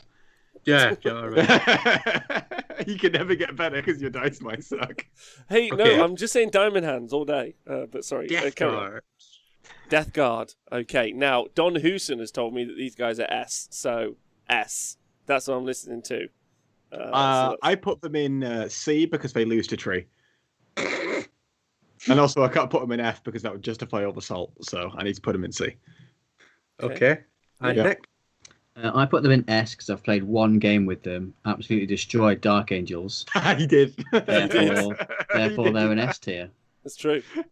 Uh, That's true. the community did put Death Guard in S tier. What? It's because of honestly, it's to do with hype, right? Like, if I can be a Reddit So- whisperer for a minute, dude, it's just it's because of how much they got talked about. That's why. Yeah, So- but all of it was people talking about how shit they were. No, it wasn't. It I was everyone did- being like, "I can never kill Mortarion." That's what it was. Go on, Disclaimer, Innes. I did 3 criteria for how I judged armies. So I had like the ranked average of like where everybody placed them. So assigning 5 points to the first category, 1 to the last, and so in between, and then averaging it. They actually came out slightly below my cutoff for S tier on that. But because the most common result and the 50%, the 50th percentile result was S tier, they got into S tier on 2 out of 3 technicality. So they are just on the edge between S and A. But I think it's just because of how vocal. Like, there was nothing else out, and there hasn't been anything out for a while. And it's just, well, I mean, there was Dark Angels, but like, I think like No, there- because it's such a massive faction, it just got loads of hype. I think that's what the situation is. I that's- also think they are Potentially, genuinely really good. potentially. I mean, I don't think they're S tier though. Come on. No, I don't think so either. I think they're worse than Chaos Soup. Yeah, agreed. Okay. All right. Love that for Okay, my army. next we have Drukhari. Oh, cool. And this is specifically their current codex, so this is not massively relevant in a week, but Yeah, Uh, I mean, it doesn't really matter what we're going to say here. I put these in A tier because they're almost as cool as Craft Worlds, but I can't take them through Manchester Airport, so they're a rank down. That's the criteria. are you just I'm gonna banned from Manchester Airport? Is that the actual issue? No, Manchester Airport is banned from me, motherfucker. We go to Birmingham now. I'm also going for A, just because like my initial reaction is I think they're good. End of. Nick. B for me because I think people think they're good, but not that good. Yep, Nick's bang on the money. They ended in pack right in the middle. Fucking smashing this. There you are, you're doing really well. I don't know. I really couldn't tell you what the community perception of Drukhari is. I think Yeah, it's Redvon is doing really well with them still. Like on stream, he plays them a bunch. He's been doing a bunch of TTS leagues. Yeah.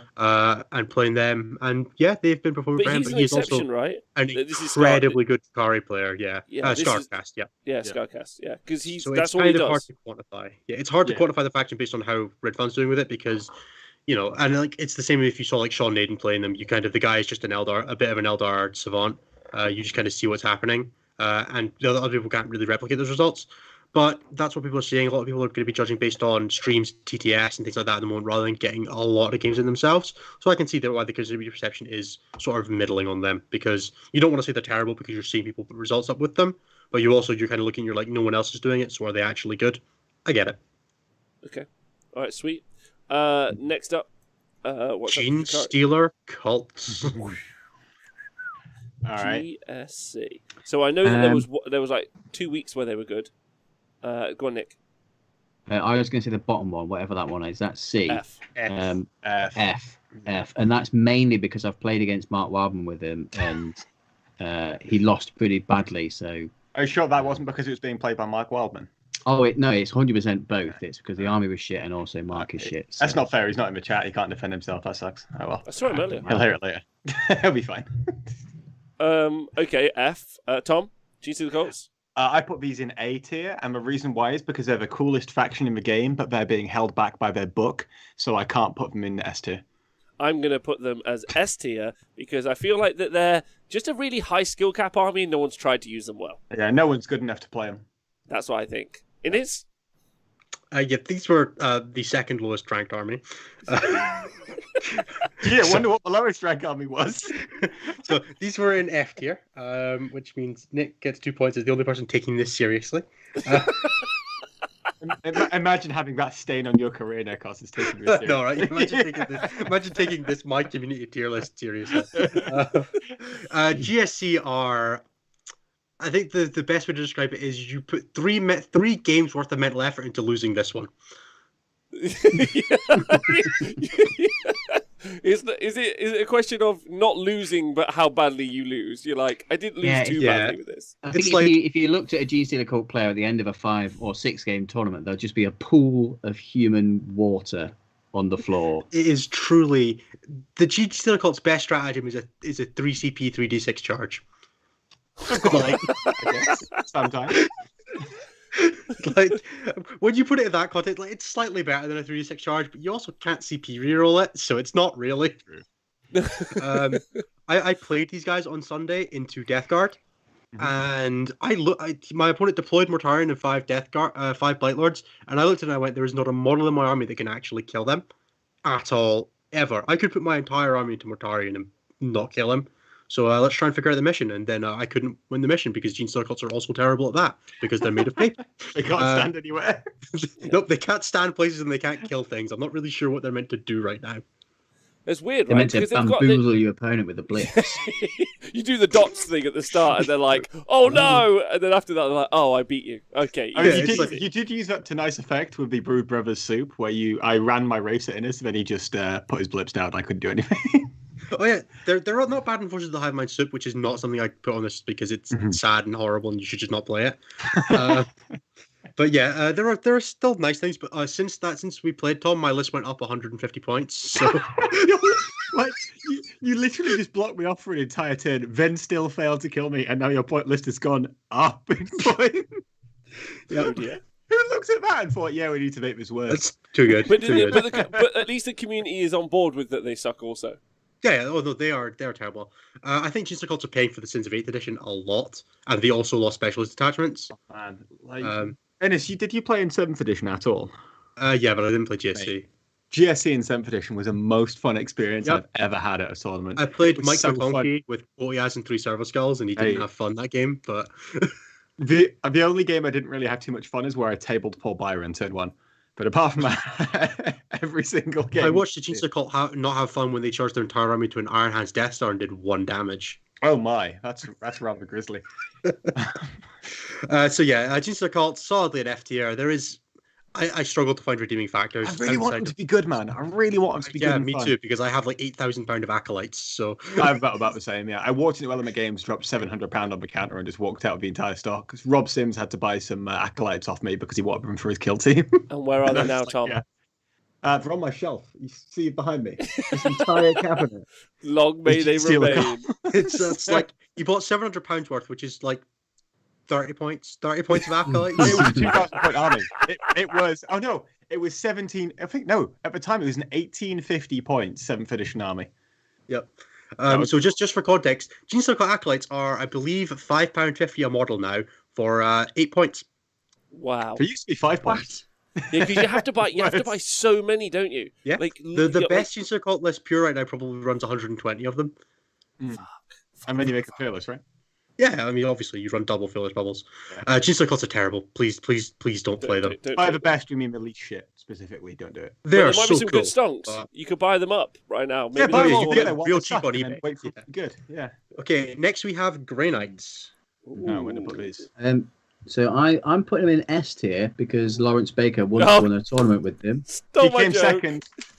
That's why I got in there It first. wasn't his Stole list. my I got in there joke. first. Stole my Lawrence Baker won a joke. tournament with it once, so therefore, everyone in the community thinks that they're broken. Damn it! Stole my joke. So I'm going to write This also is going to S. regret coming on this That was an podcast. edition ago. And that was second that place, was and it an was edition Josh's ago. list. People have long memories in this. Yeah. People don't- so people long don't they forget. thought it was Lawrence's list. People don't forget. Yeah, they don't forget. Also, Tom spent 6 months talking about, I don't know what happened, but Yeah. something to do with psychic, doing psychic powers, and then you couldn't do psychic powers, and then, like, take the middle. You could S tier. spam Smite. Yeah, take the couldn't middle spam S Smite. tier. Like, I that's the... bought 30 I metal still ones take on the middle. eBay. I still take the middle. It works fine. Tom, where are Tom- you putting them? I Yeah. put them in B because they're a cool faction with lots of tricks, low startup costs monetarily, but painting endless silver makes me want to not play them. Sorry, It's can I painful quickly say expensive. something? Can I say that I really think that the changes to the psychic discipline was actually a real positive change for the game as a whole? Oh yeah, I'd really be able to spam Smite was healthy. Yeah. Yeah, and Uh, it created it more was- it Grey was Knight their list crutch. diversity. Okay, and the last ranking for them. So what did the community rate them as? Listen, So we I'm had- so trying to Tom work had out them- if it's Tom worth me had them going in on a pack. 20-minute rant. It's not. Sorry, it's not. I've missed what you guys had. Tom, you had them in pack. Nikos, you had them in. Yeah. S. And Rob, S as well, Same. yeah? Yeah. Yeah. So they were in the pack. So Tom was absolutely correct. I've got some points. Nice. So Grey Knights are in a really weird spot where if you play them in singles play, they are real good right now. I actually think they're better than people are because you can get 2 up and vulnerable, say, purifiers in combat, and you can also Wasn't FAQ'd? Wow. it is for WTC but not for the base game. Yeah. It depends on whether you're playing UK event because UK events will run the WTC event. Not all of them, because like A lot of them do. Northeast Open and LGT and that one. Okay, there you go. Wait, the Um, LGT doesn't. I thought the LGT did. I don't think so. No, I think LGT just pushes to ITC. Yeah. And you can also use Edict Imperator to Yes. embark and disembark from a Rhino. Yeah. In normal, you can't do that in WTC. So you can disembark, fire at 40, like a D6 damage smite from purifiers, and then get back at fire 40 shots, and then get back in a Rhino all in your psychic phase. No, so they're good because of a fucking stupid. They're good rules because of technicality. stupid rules interactions. Which Yeah. WTC It's aren't about that what good the at the moment. FAQ you're using is. So if you're playing them in WTC, I think it's about right. Pack is around about. If you're playing them outside of that, I think they're probably A tier. They have some really strong options. You can do the 7-inch range, inner fire, nuke bomb to try and catch people off guard in your backfields. They have a lot of really nice options. It's just a gimmick for that. in this- so easy yeah. to block if you. it's a gimmick in this specific and in the WTC format, which is where Tom and myself make most of our decisions based on.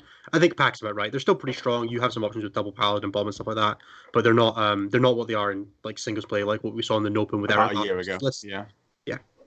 So yeah, I think they're pretty variable. They're something you could bounce up or down depending where you're playing. Quins.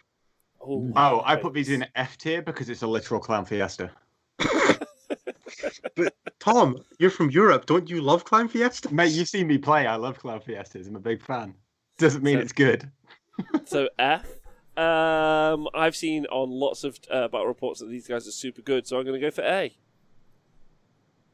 Nick. Well, similar to Rob, but I'm going S because they're the buzz about town, isn't it? Everyone's like, oh, Yeah. Harlequins are good now. They used to be shit. Twitter. Community ranked best army in the game, kids. Yeah, no. Wow. It's not. It's I think S. It may be S. I think S is about right, but I don't think it's the best one. No, I think they're solidly the fourth best army in the game right now. Oh yeah. Third I or think fourth. they're behind White Scars, Dark Angels, Sisters, and I think they're the fourth. Sisters, Yeah. are, sisters, If we're talking sisters are- supplements, I think you're right. Yeah, if we're Sisters just are a talking really pure armies, interesting I think one. it's Marines. Yeah. Yeah. If we're just talking Marines, I think it's Sisters, Marines, Harlequins, Admech. I think Sisters is an interesting one because like, I'd have Chaos above Admech, but sure. Yeah, because they that's- don't there isn't like a lot of like scuttlebutt about Sisters generally, and I don't know what that is. Like I know Sisters are good and people talk We'll about get to Sisters a lot. No, okay, yeah, we'll get to them. I'm just gonna say I think for me, Quins are an incredibly powerful army that in low-level play gets by on how good its tricks are. So you have stuff like the 6-inch consolidation after someone falls back from you to just tag up their entire army. If someone's not prepared for that or doesn't plan for it effectively, you can shut down entire shooting phases with that. And then in higher levels of play, you know which tricks to use in the right situations because your plan A is Harlequins is so solid that because you have so many options for shutting down and movement tricks and things like that, that even if your opponent's prepared for it, you still pick just the best options because you know what to do. I think they're amazing. Consolidating towards the nearest transport and then double fighting into a second unit so you can't get hit is so insane. Like it's so hard to deal with. Like it forces you to behave in a certain way that absolutely screws you. Murderous Entrance is an incredible stratagem. Choreograph war tie with that. Like you can have strength 5, 2 damage, reroll to wound with like 50 attacks from 10 Harlequins for sub 200 points. Yeah, just bang things out. There's a lot of power in Harlequins, and a lot of it's tricksy. It feels like the way I've described it is it's like 8th edition GSC, where their tricks are incredible, and they have so many things that are just they're going to get around you, they're going to vex, they're going to do these janky double fights, they're going to do the flamer bomb from lying in wait. But also, once you get under that and you actually look at what's underlying for the mission play and the codex, they're also just incredibly strong that they don't need those tricks. When they have those tricks, they just abuse you, but they can still beat you. They still have a game against you without them. And I think that's why Harlequins are the definition of one of the best armies in the game. When you've got those tricks, let's say you're playing against an army, you know what the tricks does. It doesn't matter if you know what it does. Those tricks are so powerful, but they're still a problem for you. It's not like, oh, I can't get caught out now. It's like, no, the trick just does the thing. You're now forced to play around them, and you just lose efficiency by having to play around the tricks. And I think it's not gimmicky. It's just powerful. Yeah, exactly. You still had to play around the 3-inch flamer bomb, even if you didn't know it was coming. You still had to plan. Give for something up for it. Yeah. And I just think they're so good at the mission play. They are a very limited codex, and I can see them over time. Only the best players will continue to be able to get the most out of them because you will have to really abuse the tricks when you need them. Get the most value out of the tricks. But for the time being, I just think they're an incredibly powerful army, and it's not that hard to pick them up and play them at a decent level just because of how powerful their set of tools is. Yeah. I just can't believe a White Dwarf has had such an impact on the game. Oh my god, man, that White Dwarf is incredibly powerful. Also, one of the interesting things about Harlequins, I've seen quick worse. one, is that there's no real like analysis paralysis. When you talk about like Chaos Super or even fucking Marines, there are so many options where it's kind of like what do I take? But with Harleys, it's such a limited roster that actually you're just using what's there, and they're all tooled up really, really well. And I think there's something to be said for that. Do you want bikes? Do you want 10-man troop squads? Or do you want 5-man fusion boats? It's 3 things. Pick your favorite. Pick 6 in any combination from that 3 categories, and then add some characters, and you're not far off a good list. Exactly. Sorry, what's next? Next up, we are into the eyes. We have Imperial Fist. Very supplement. They shouldn't exist. C. I've gone for C. I've gone for C because and the only note I've written down is where's your devastated doctrine now, you shitbag. I'm going for B because Valrak likes them, and so loads of chuds will like them too. Rob nails it. They are B. They are pretty middling. They're not like super high in B. They're not super low. I think people are just kind of remembering Imperial Fist. I think they're probably the weakest of the Space Marine armies at the moment. They just don't really have anything going for them. And I think that did work out. They are pretty low. There might be 1 or 2 lower than them. But as a whole, there's not a whole lot going for Imperial Fist. But it's just the baseline of Marines. People think it's pretty powerful. I personally would put them in pack minus just because I think people are planning for better Space Marine armies than Imperial Fists are. Which means that if you're planning for good Inceptors and good Vanguard veterans, you don't care about the bad ones that Imperial Fists bring to you. If you're playing into White Scars or Space Wolves, Vanguard veterans, Imperial Fist ones aren't scaring you. So I just think that because of the way the meta diverges, you don't get enough out of Imperial Fist to make them actually valuable. but the community thinks the baseline codex is good enough for middle of the pack, and I think that's fair. Mhm. Imperial Knights is next. And for that one, Rob got 2 points, and Nick and Tom got 1. Nailed it. Thank you to all of Valrex fans for getting me 2 points. Imperial Knights. I'm going to go for... people like Knights, but there's a big holdover from the last edition where they smashed. So I still think people are scarred, so they won't... Even though I don't think they're doing very well, but there are some builds, I still think people have got that holdover, like with Eldari, where like they can't be the bottom tier because do you know what I mean? They can't be bad because they're already because of the holdover from last edition. So I'm going to go for C, B. B. Okay. I've gone for C. Similar rationale to Rob, apart from I'm coming out from the point of view of the players who used to kick ass with Knights. And now in this new edition, they're like, which was everyone. Oh, no. Because everybody had Knights. No, yeah, even Tom everyone. had Knights. Even Tom. Even Tom Knights. stooped that low. I mean, Knights aren't hard to play. They're not hard to play, and they're fun to paint. Yeah, Yeah, that's why I exactly. could play them, because they gig are easy. Yeah. So I'm going for C because I think there's a lot of people, like Innes said, everyone played Knights and they were really good. Now, new edition, they're not very good, so I'm really down on them. So I'm going for a C. I went for A because they have a great book, they're loads of fun, but they're a bit one-dimensional. Also, they're kind of shit. Okay, so Nick has it with C, which means he gets 2 points. Rob gets 1. I think they're a bit down on Knights, the community there. I think they should be B, really. Yeah, I do too. I think the Megara is an incredibly powerful tool, and people are underrating it. Also, I think there's enough stuff that can't deal with that Omega list that they can do some Just stuff. if you want to hear our thoughts on Chaos Knight, on Imperial Knights, go and listen to Chaos Knights and then substitute it for. They also have more options. That's kind of it. Mm. Next, we have Imperial Soup. That's an S tier because I like souping. It's good. I'm going to go for B. B? Still a holdover? No, not B. A. I'm going for A. Yeah, I'm going for A as well. Okay. Imperial Soup lands in A. I think it's hard to put Imperial Soup worse than A. They have all the best tools of Imperium. That's 35 armies. How many armies? data slates do they get, actually? That'd be a good thing to check. It's got to be It's over 3 figures. close to 1,000. Oh, I'm going to go count now, Innes. Not There's now. like but after 230. There's like 230 plus 4 draw. Probably like 300 marine data slates. Well, this is a great opportunity to quickly bring up something. I know that this is taking a while, but I'm enjoying myself, and I hope you guys are too. Just for Nick to throw something out at us, was we're talking about data sheets, and we're talking about generally rules and how much there are. Nick, Death Guard, how many rules are there for Death Guard? So we're talking about sub-faction rules and stratagems, etc. Well, by my count, Death Guard have exactly 89 rules. Which sounds like a lot, right? And that encompasses, what does that encompass specifically? Just all the rules in the codex are from that: detachment abilities, common data slate abilities, stratagems, warlord traits, relics, and paid upgrades, psychic powers. And what about 89 Marines? things. Yeah, only 89 things. But what to about compare Marines that- before? Yeah. To compare that to Marines, the base Space Marine Codex has 161 rules.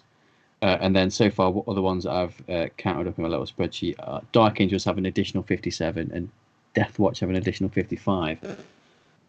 So 210. So Marines just have so many rules available to them. 210 versus 89 for Death Guard is kind of like an interesting take, right? When you Marines have more data sheets than Death Guard have rules. Yeah, Mhm. that's true. All right, sorry. Let's continue. I just thought it was a nice little side bit while we were talking about availability of data sheets. So I am moving to my second page of my notepad where I'm keeping scores. So currently we have Tom on 14, Rob on 18, and Nikos in first on 27. Bloody That's hell, the current Nikos. scores. What are you doing? Next we Catch me have if you can. Iron Hands.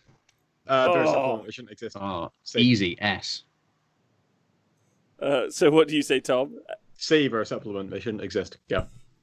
Can it? Nick's going for S, and I'm going for A because I think there's still a holdover from the last edition. Okay, so they landed in B tier, which gives Tom and Rob a point each, and I'm Nikos surprised nothing. they're on B tier. Yeah, I think it's the same argument with Imperial Fist, but slightly stronger. They're just resilient Yeah. Space Marines. Yeah. Dark Angels do it better. There's no real need to play them anymore. Also, their whole gimmick is kind of replaced by Right. the apothecary that everyone has. Yeah, that's true. I just think they're slightly looking onto it. They also don't get Overwatch on 5s anymore. No, it's true. You they need a lose that. stratagem for Overwatch on 4s of 1 Yeah, unit, so it's right? 3 CP now to Overwatch on 4s, and including the strat to Overwatch in the first place. Yeah. They got expensive real quick. Yeah. Next we have Necrons. It's a big jump in Oh. the letters there. We go straight from I to N. Yeah, they've got loads of design space in there for the Jamba Juice Warriors. Necrons. Nick, you're the Necron player. Well, 100% these guys are in the S tier. Partly because, again, I play them, so I imagine the whole world's perception of Copying that you, army, yeah, that absolutely. because I play it, is that they're their top tier army. And then also Richard Siegler. Don't forget that one. Who? Then I think there's the universal law of finders keepers. Necrons were about in the universe first, so therefore they're top of the pile based on just that logic. And also they can have a whole army which is obsec, which I said earlier is obsexy. That's true. I'm actually going to go for what does the community think? I'm going to think the community thinks that they're B because they're not Marines. They ruined reanimation protocols. So yeah, I'm going to think that they're B. Like, I think the community thinks they're B. It's not what I think that they are. It's what this is what I've always been voting. The community thinks they're B. Tom? I put them in C. I was going to put them in F because the death ray does not cause death, but I think Oberon carries them up a tier, so I'm putting them in C. Okay, so the community put them in A tier, which gives Nick and Rob a point each. I don't think the community is doing it based on the Triple Catan build, which I think is genuinely an A tier list, because I don't think they know that exists. Just going to guess, because Siegler's not playing it and neither's Nick. And those are the two community figureheads for Necrons. Yeah, exactly. Necrons, they look really good in the Art of War meta because everybody there plays like a bitch, and I'll say that to their face, so don't worry. Yeah, they do. They play a very specific style. They play a very cagey and defensive style, and Necrons are great at that, and they look good on that stream. Personally, I don't think that Silvertide build is that great, but it looks good on stream, and that's what people are seeing. And I mean, it's not a bad list by any stretch. Let's not go that far. I think the Triple Catan build is great. I think Pack Plus is pretty good, so A tier. They have the potential to be better in the right hands, in the right missions, on the right terrain. And the Triple Catan build is just great, but I don't think they're like baseline. I don't think they're like above and beyond in any category where you're like, this is hard to deal with. You play a normal game against them. There's nothing pushing you with them. I feel like with the Triple Catan build, I feel like it can be A tier, but it's more A tier in team play than it is. Yeah, absolutely. Yeah. I think it's so many weird matchups. Yeah, like if you can build your pairings around that list, then it's fantastic. The problem is, I think it's got far too many bad matchups in singles play that you could potentially hit. It depends on what everybody else is running. I think something like double with more support is better in singles play. Also, it's a book released at the same time as Marines, and then like 4 fucking supplements at the same time. So it must have felt like if you were a Necron player or in the Necron community, you were getting a kick in all the time. Like, how many rules do you have? Like 7, and they're all on the Silent King. Hey, I've got loads of sub-factions. Get the same one multiple times. Yeah, I've got loads of sub-factions, but by the way, just in case you weren't sure, all of my guys are OBSEC. You're like, cool. Okay, OBSEC and pre-game move. Yeah, way to minimize a book. What's turns out when you make army-wide OBSEC an option, people take that. Yeah, weird. Okay, we are now onto orcs. My God. This one's easy. This one is easy. This is easy. S, like no problem. S I've just written S for all 3 of us. Easy peasy. What does the community say? B. What no, the fuck? You're stupid. Get them out. Who the hell is voting in this Even if thing? we take the memory out, they're not bottom tier. That's B. That's Pack. I thought you said E. B. B. Sorry. Yeah. Okay. Maybe. I mean, the community's obviously wrong a lot. Yeah. They're clearly all idiots. Whoever's voted in this thing. Yeah, that's you have to remember obvious. that your friendly local neighborhood orc player is probably terrible. That's true. That's true. And none of them are running the Stomper build that we pioneered on the Honest Wargamer show. Exactly. Okay, that's rubbish. Your friendly. I think A. I think B tier is fine until we see something from them that's more than just fairly consistent, like 3 and 2 results at events. There's nothing that inspires me to say the orcs are much better. I think the buggies build is too swingy, and the boys build has too many poor matchups, and the Stomper build is too inconsistent with terrain. I understand that we need to call it the buggy build, but vote for calling it the Zoomer build because I like that, like personally. But I don't think anyone. That's fine. That's just me then. Okay. I don't think anyone else knows. No. That was a very boomer reference though for your Zoomer list. Zoomers isn't boomers. Okay. No, right. I'm saying you are. Next we have Raven Guard. Can I just compliment my co-hosts, by the way, Nick and Tom, for just absolutely smashing it on, full in on S, no question asked on Orcs. Like... Yeah, we know it's going on. It's okay. Raven Guard. Oh, ooh. Tom? Raven Guard is a supplement. It shouldn't exist. See. Agreed. See. Glad you have strong opinions on all this stuff, Tom, because it makes us all so much bored. Yeah, exactly. Like, if I've got a hot take, I'll just say the hot take. I don't mind looking like an idiot. These aren't hot takes, though. This is just sad. Nah. Fuck supplements. It's community books. Fuck off. You're not wrong. Nick? I'm going for B, I think. Yeah, because if you're playing Raven Guard well, people won't notice you anyway. Yeah. This was quite a great joke.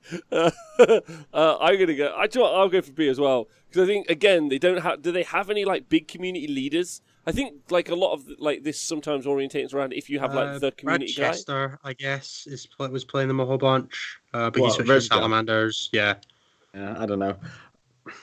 I can't really think. I can't think of anyone. I think everybody just kind of moved on to playing other armies. Yeah, like what do you get from playing Raven Guard over something else, right? You do better. Alpha. You get turn 1 alpha. Great. It's not about 10-1 alpha in 40k anymore. Like, what do you No, it's not. But they do still have it, and it is still quite scary. Like, let's not put it. Raven Guard have a lot of punch on turn 1. Sure. And successor builds are really good for them now with Born Heroes replacing Hunger for Battle. They can now get +1 to hit and exploding 6s on the charge, which is real good when you're going for if you're going just for that overwhelming pressure turn 1, turn 2. They can really match that, but it's not consistent enough to win tournaments, I don't think. Mm-hmm. Okay. All right. So, what did the community rate them as? The community put them in B. Sorry, Rob, what did you have for that? I didn't catch it. B. Yep, the community put them in B tier. That's because mine is because they're Marines. I feel like if they don't have like a leader, like with my Valrak pick on the fists, like if there's not like a leader pushing them, like they just you forget about them, right? And therefore they view them as lesser, whatever. And Centurions kind of suck now, and that was their whole thing for a while. Yeah, it was. Salamanders. We're now into just all the Space Marines again. Salamanders. Oh, fuck. We were having so I'm just going for B eight again. left, I think, so yeah, B again. I reckon. Yeah. I'll go for A. I went for C because human rights have no place in the 41st millennium, and they're getting carried out by the Space Marines book. Okay, so Salamanders went into A tier. Yeah, that's about right. That's fine. Yes, 2 points for Rob. Okay, that's fine. We can move on. Yeah, I think Salamanders are still kind of They're still carrying decent. over their genetic legacy from the very start of 9th edition, where they Yeah. were legitimately one of the best lists in the game. Yeah. I think they suffered a bit from like aggressor nerfs, and just a few other things that came around that sort of time with the new Marine Codex. But they're still very strong. They're still quite swingy. Eradicators are really good for them. Attack bikes are really good for them, which are all great units. We've got they're a couple of just kind champions as well, still. Yeah, they're just kind of missing that little something that really pushes them over the edge. They're just slightly too short ranged, I think, is the main issue with them. And that kind of punishes them. And they're just not as good as some of the other Marines options that you can play. But they're Would you still not really say good. that they lost like enough output that like the very survivable meta that seems to be emerging is like an issue?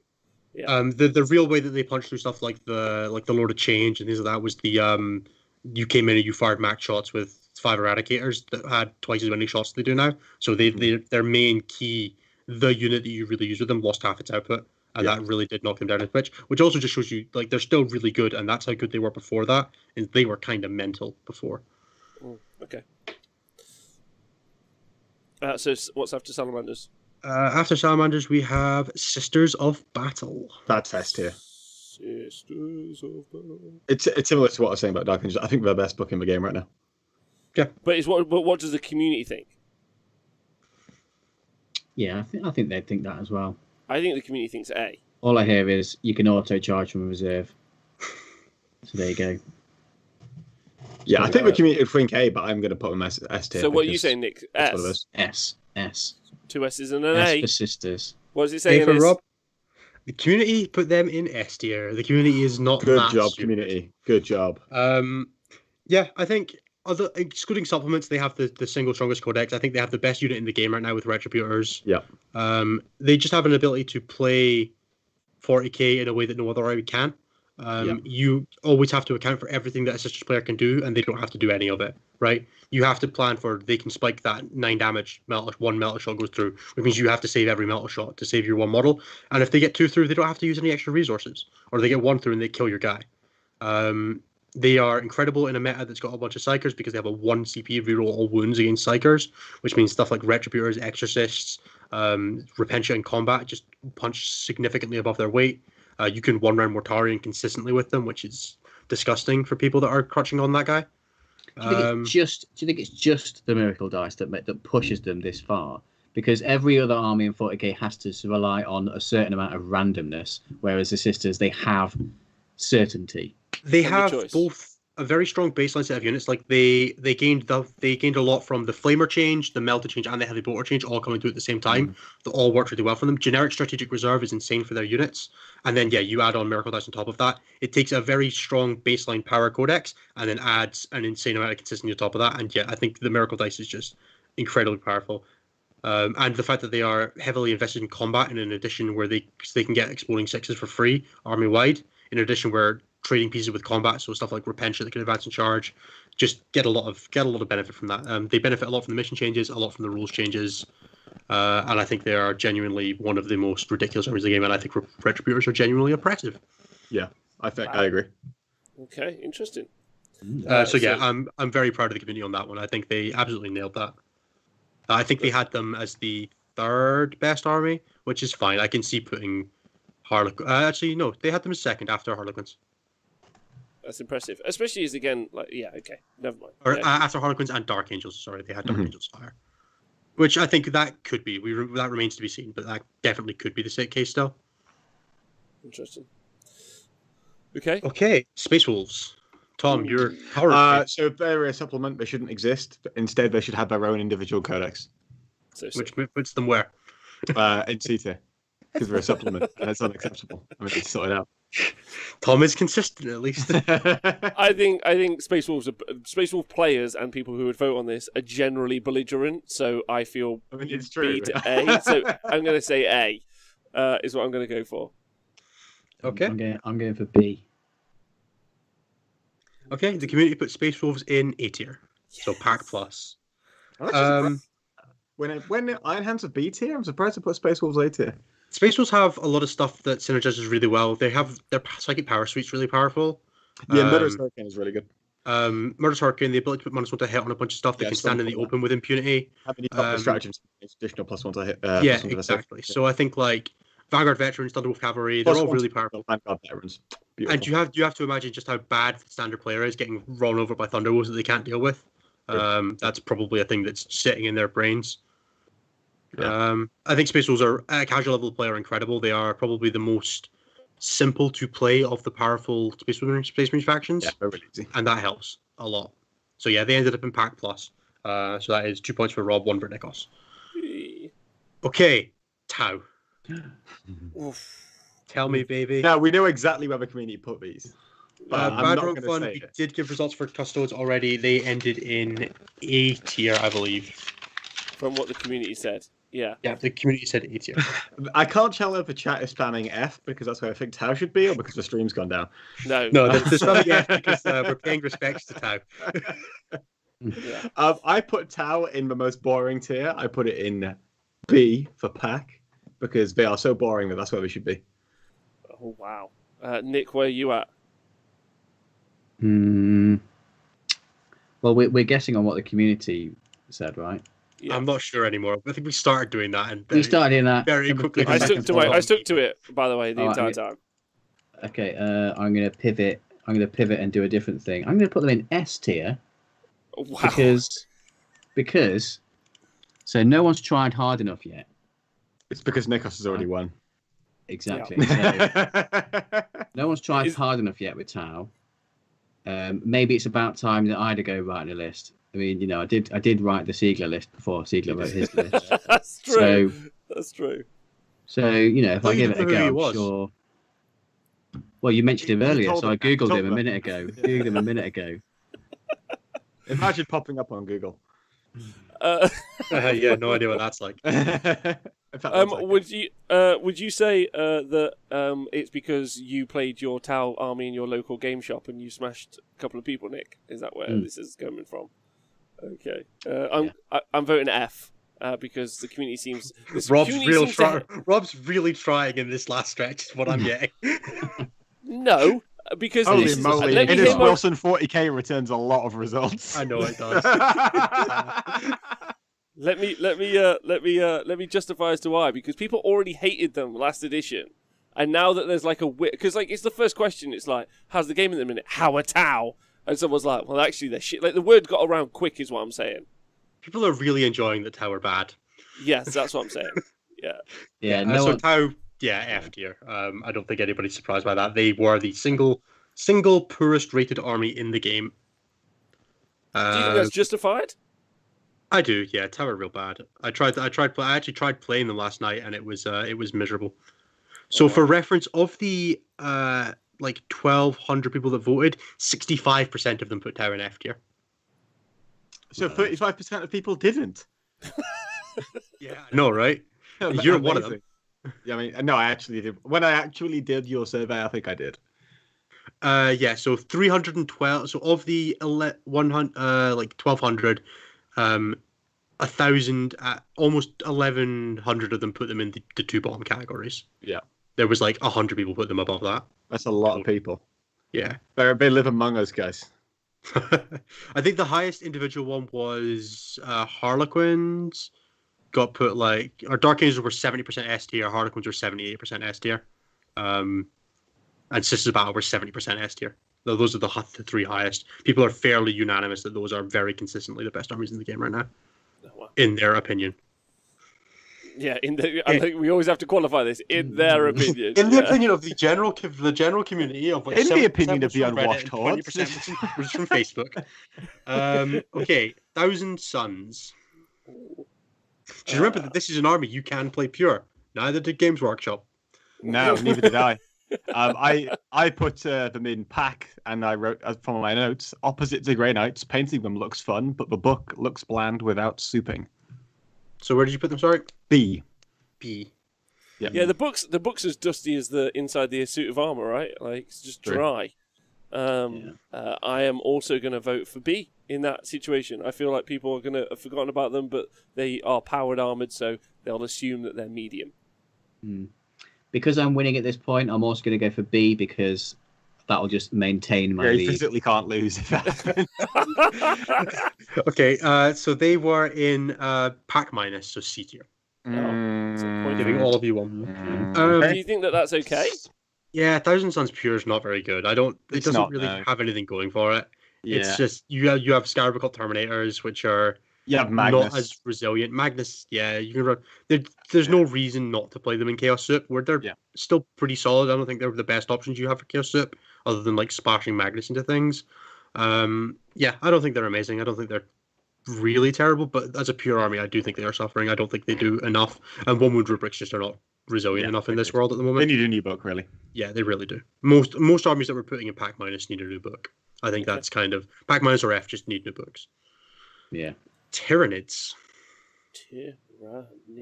I'm going for A. Nick's first. Yeah, I'll go first to stop the cheating. Yeah. So I'm going for A based on a point that Rob made earlier, because they have, well, as far as I'm aware, a community leader in Ace Face who's pushing Tyranids all the time, trying to make people think they're good. So I'm going for A. Have people heard of Ace Face though? Huh? What did you say it is? I was going to say it again.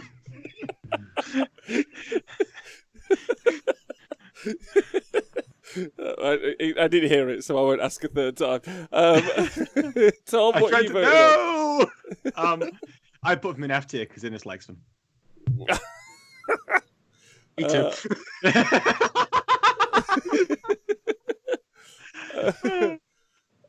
I would say I don't think that they're not. There's not a lot of chat about them. I really don't think there's a lot of chat about them. So I'm going to go for B.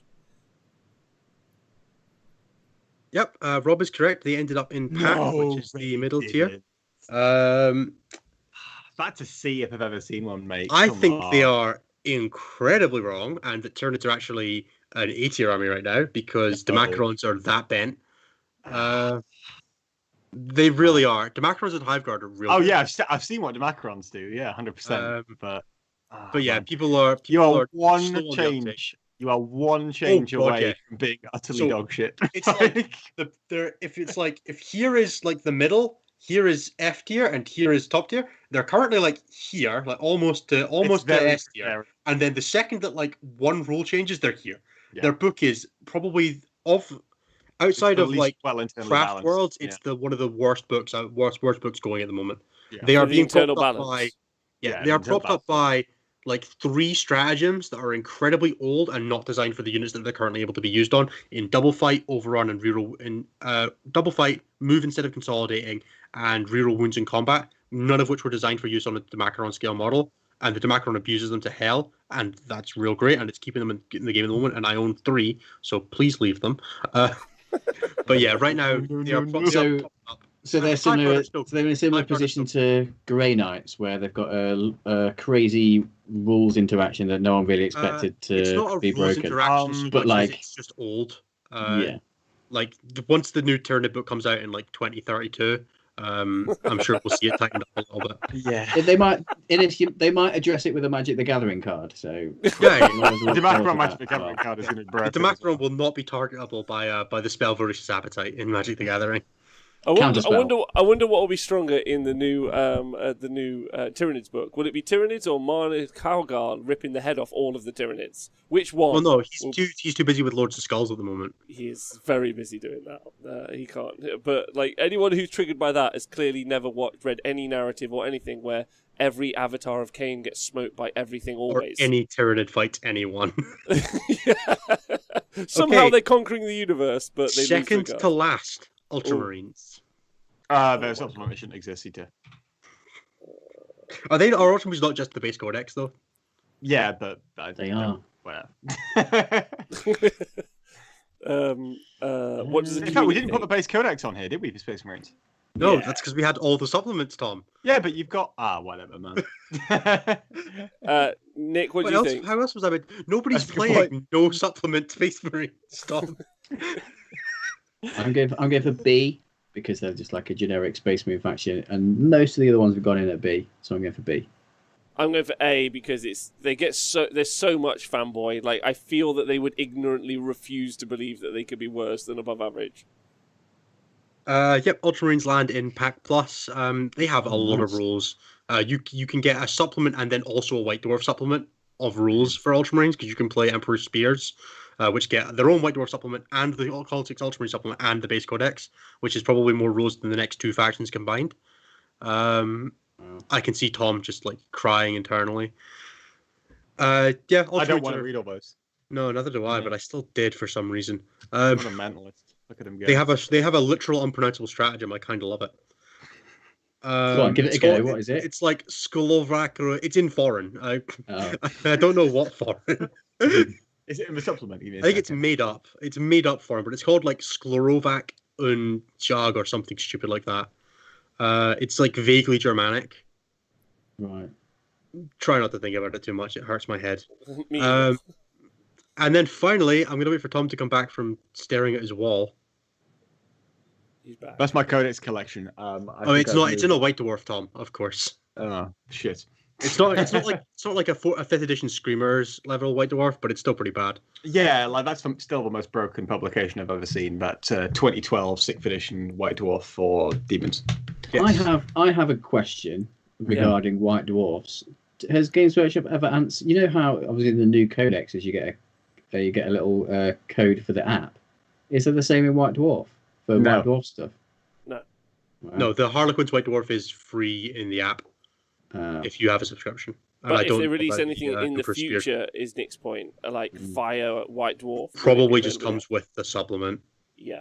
Like if you have the Ultramarine supplement, you probably just get their rules on top of it. Okay, White Scars. Where do you think White Scars are?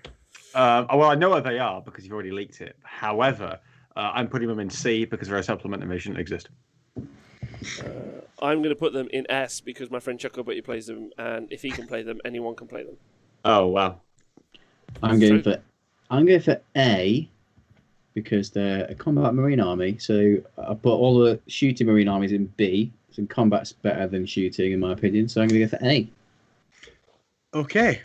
Nick is correct here. The community has indeed put White Scars in A tier. No, it didn't. What I think is the literal dumbest thing they've ever done, because That's White an S Scars tier. are the best army in the game, like almost without a doubt.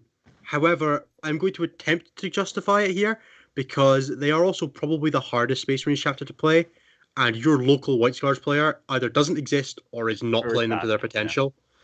So I can see how, especially with like, there's not really anybody championing White Scars at tournaments right now.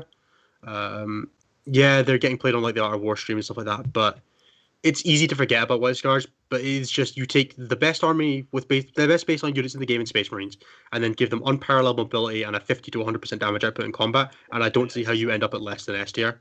I don't know how you write that list down and you're like, no, this is worse than Dark Angels. It's just not. I think you've just hit the nail on the head. I think so much of this, it's quite interesting actually that like now we've finished the thing, I kind of make a roundup point that actually that so much of this feels like it's led by certain community leaders. Like there's so much perception of a faction. Normally, I mean, it's a fascinating time because obviously we're in this place where there are very few to little tournaments. So a lot of it is coming from battle reports or streams of like content creators. And so if you or there isn't necessarily a large volume of them, you aren't really getting a kind of like analytical view of like the whole wider general game, I would argue. And then it's left because the community vote is the 80% and then there's the 20% gamers, right? So like the 80% are going to overwhelm the 20% gamers in their decision making. So, but like it doesn't feel like a lot of what the community said was inherently different to where you placed them. Yeah, there's like analysis. a few that I would move like +1, -1, a couple that I would move +2, -2. But broadly, I think as long as you're not like you don't have strong opinions on where guards should be, and the White Scars are probably a tier too low, Chaos Soup's probably a tier too low. I don't think that broadly there was anything that was like massively out. There was nothing that was like Gene Cults are in S tier, because people just memed on it or people didn't understand. I think Marine supplements ended up being slightly all over the place because people are bad at judging the power level between them, and they're just judging them based on the baseline Space Marines. But other than that, I think the community did a pretty good job here. It's just the law of numbers, but yeah. Within tiers, the ordering is pretty rough. So, Rob, are you able to flash up the actual full graphic? I'm already doing it. Give me but a You minute. are a star. Give me but a minute. And there we go. It's on the screen.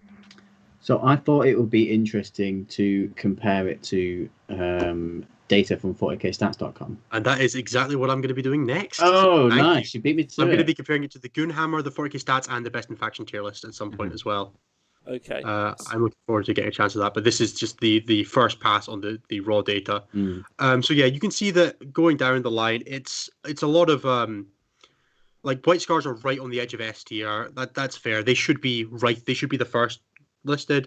I can see how you could perceive them as not being. Chaos Soup's too low. It's almost on the threshold of being just like a B tier army. Tyranids are too low. Like there's no way Tyranids are below Grey Knights right now. There's no way they're below like Imperial Fists. I think that's actually just a bad joke. And Imperial Knights are too low as well. But it's like there's nothing that I'm looking at and I'm like that should be like there's nothing that I'm in Pack minus and I'm like that should probably be in Pack plus. There's nothing in Pack plus that I'm like that is definitely in Pack minus. I I think it's done pretty well. So one of the things actually, having recently with Owen done the Age of Sigmar kind of version of this to a degree, but not quite, is like so our S and F we call the sin in the bin. So effectively, like I don't know if you guys heard this, but we talk about the fat middle quite a lot. So like a healthy game state, although I made a rod for my own back here. There's a lot to unpack, but basically I would always give Games Workshop the ability to pick armies between 40 and 60%, and you could be inside there, and if you were in there, then I was okay with you. I would much prefer a healthier game system where it's between 45 and 55%, obviously, tight, taut rules, some constant FAQs and updates to get that in there, and that's where I'd prefer the game to be, in a healthy kind of like mass in the middle. But really, the things to look at, I often find, are the S and the F. We really mostly always talk about the S tier or the sin tier.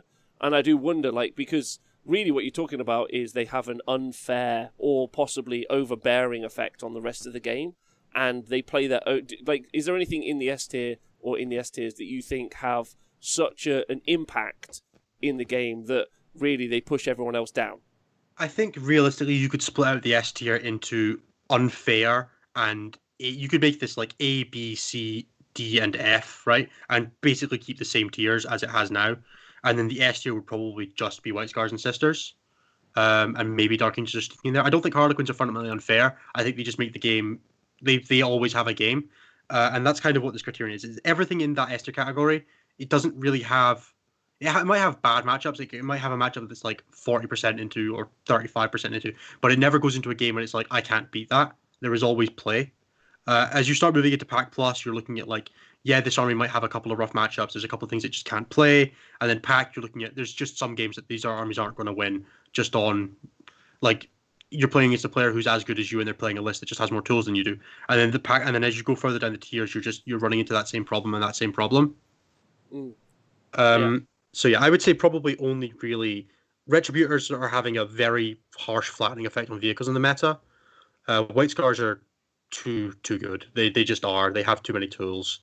And Dark Angels are probably too resilient, but that remains to be seen. I'm not comfortable putting them in like if we had an S plus tier here or an unfair tier. Whereas unfair tier before would have been like Yannari or Flyer Spam or Iron Hands Dreadnoughts, right? Where that is just it's just a broken list. There was you had sometimes you just didn't have a game into it and it didn't matter what you did. Even if you were playing another really good army, sometimes you just went second and it didn't matter. And that's where I think we have problems. I don't think we have anything super like that in 40k. White Scars are pushing the edge of that, and I think Retributors are unfair, but I don't think the army as a whole is. So yeah, I think there's just kind of there's a lot of interplay in that, and we could see it change a lot over time. But I don't think the game is in a really bad state.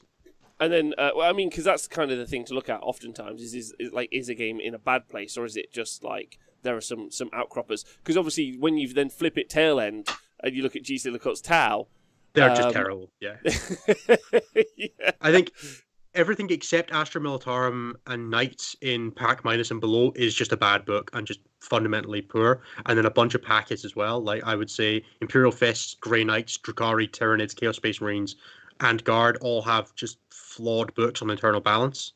Yeah, it's also for like a variety. For like if you were looking for like a variety tabletop game, like and you condense this down into like Power Armor Marines, like if you condensed it a little bit, like in every tier where there was Power Armor, let's say, it does feature all the way through, but like it's so much of it. Like all Orcs is in Pack. Yeah, Gene Silicotes and Tau right at the bottom.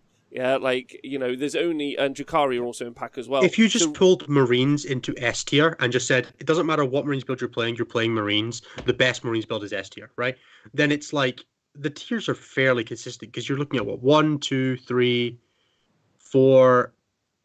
excluding Grey Knights, there's 4 in Pack, there's 5 in Pack Plus, 4 in Pack Plus, and then 2 in S tier. So the 10 Marine factions are like half of the top 3 categories. I guess my point was like Pack, which is already generally not struggling loads, but it's like that middle ground. You've obviously got Orcs, Tyranids, and Drukhari, and then below them you've got Gene Silicotes and Tau, and so like and Craftworld Eldar. So you for variety on the tabletop as you got towards like top ends of a tournament. If this was like representative of like actual competitive ability, it's Marines, Chaos Marines, Necrons, and Sisters. Yeah. Fascinating. That's cool. All right, Tom, Nick, you got any feels, any vibes? No, that's good. Thanks, bro. Thank you. Okay. Also, I wrote Iron Hand. There's only one Iron Hand, not Iron Hands. Just one guy. I enjoyed that. Like, would you say that there's like any way, Nick? Would you say there's any way like community leaders could like do anything to like help people make good assumptions, or is it like because you go on like let's say competitive 40k Facebook page, or you go on Reddit for Comp 40k, or you go on anything, like the volume of conversation had about what's good and what's not good is like there's a lot. But, like, as we've discussed, like, does that really net a positive result, I guess, is the kind of main thought. Tom, Innes, you got any thoughts on that? I think ultimately everybody's always going to underrate the armies they're playing, underrate the armies they're playing, and overrate the armies they're playing against. Nobody wants to say that they're losing because of they're losing. Everybody wants to say they're winning because of how their play skill, and they're losing because of the armies their opponent's playing. Which just means naturally Space Marines are going to gravitate slightly lower than they probably are, unless they're the faction you're not playing.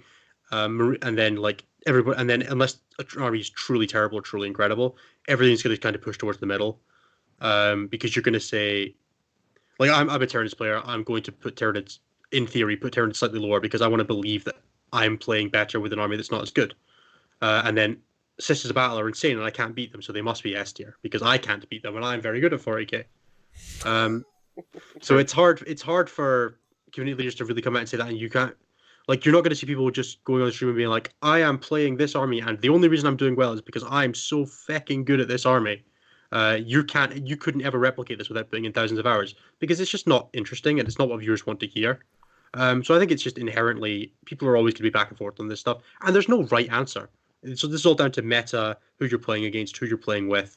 It's like the thing where if there's 20 people playing in your meta and one of them's a good player and the rest of you are medium, the meta is whatever that guy plays, right? Because you just build to beat. You build because you know that's the guy you're going to play in the final round of a tournament. If you're 2-0, or you're 3-0, or you're 5-0, that's the guy you got to beat. So whatever he plays, it's the best list, and you're not wrong to think that because you're playing in your community, which makes this just inherently it's more of a let's see what the community thinks as a whole, and on aggregate, hope the noise washes out, rather than this is actually how powerful the lists are. If you want to know exactly how powerful the lists are, go and look at 40k stats. They'll tell you. They will tell you definitively right now exactly what the state of the game is. Whether that's correct or not, whether that applies to the top level or not, I mean, we're never good. Like, top level players don't look at the stats to figure out what list they're playing. They play what they think is best. Yes.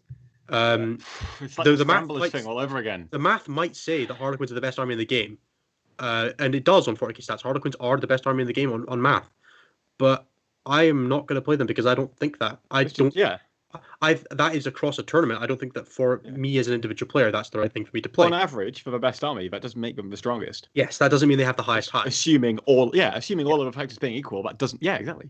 It means the most consistent. It might be if I want to go 4-1 at every tournament, maybe I play Harlequins. If I want to go 5-0, I play my style. Mm-hmm. And that's important to remember: is that tier lists are inherently a product of the time, the people answering them, and a wider tournament scene. They are never, ever applicable to single players. Mm-hmm. Oh, okay. I like, and really salient points.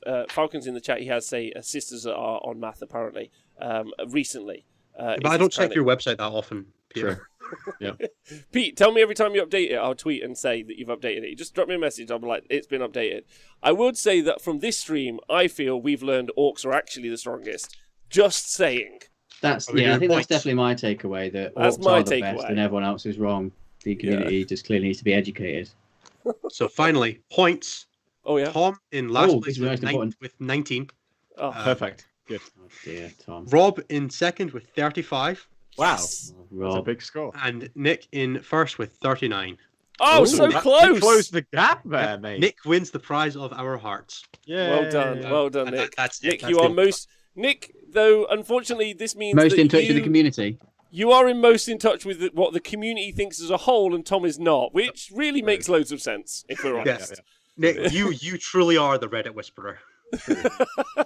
It is. You've been amazing. Thank you so much for coming on the show. Thank you very much for having me again. I've really enjoyed this. No, it's been really fun. Thanks to Nick and Tom. Tom, you got any shout-outs? Nick, you got any shout-outs before we go? No, that's good. Perfect. Thank you. Perfect. What about that show you might do on Sunday? Oh, yeah. The one that you're also on, yeah? Yeah, nailed it. Yeah, it's fine. So we're doing the WTC Squadcast. We're talking about the Greek Hammer team tournament, where we're talking about pairings, matchups, all that good stuff. All the good stuff you can experience in Team 40k format, which in my opinion is the most fun and best format, so check it out. 100% correct. Inez, you're going to be updating all of this. Like, are you going to post this all online somewhere? We can share it out. Yeah, I'm going to be posting this on twitter.com/NSAWilson. I'll also be posting it on Competitive 40k Facebook and Reddit because I stole a bunch of information from them. I should probably let them have it back. I don't have their emails, guys. Stop asking, Jim. you can't sell them all your gluten-free pizza. That's not applicable.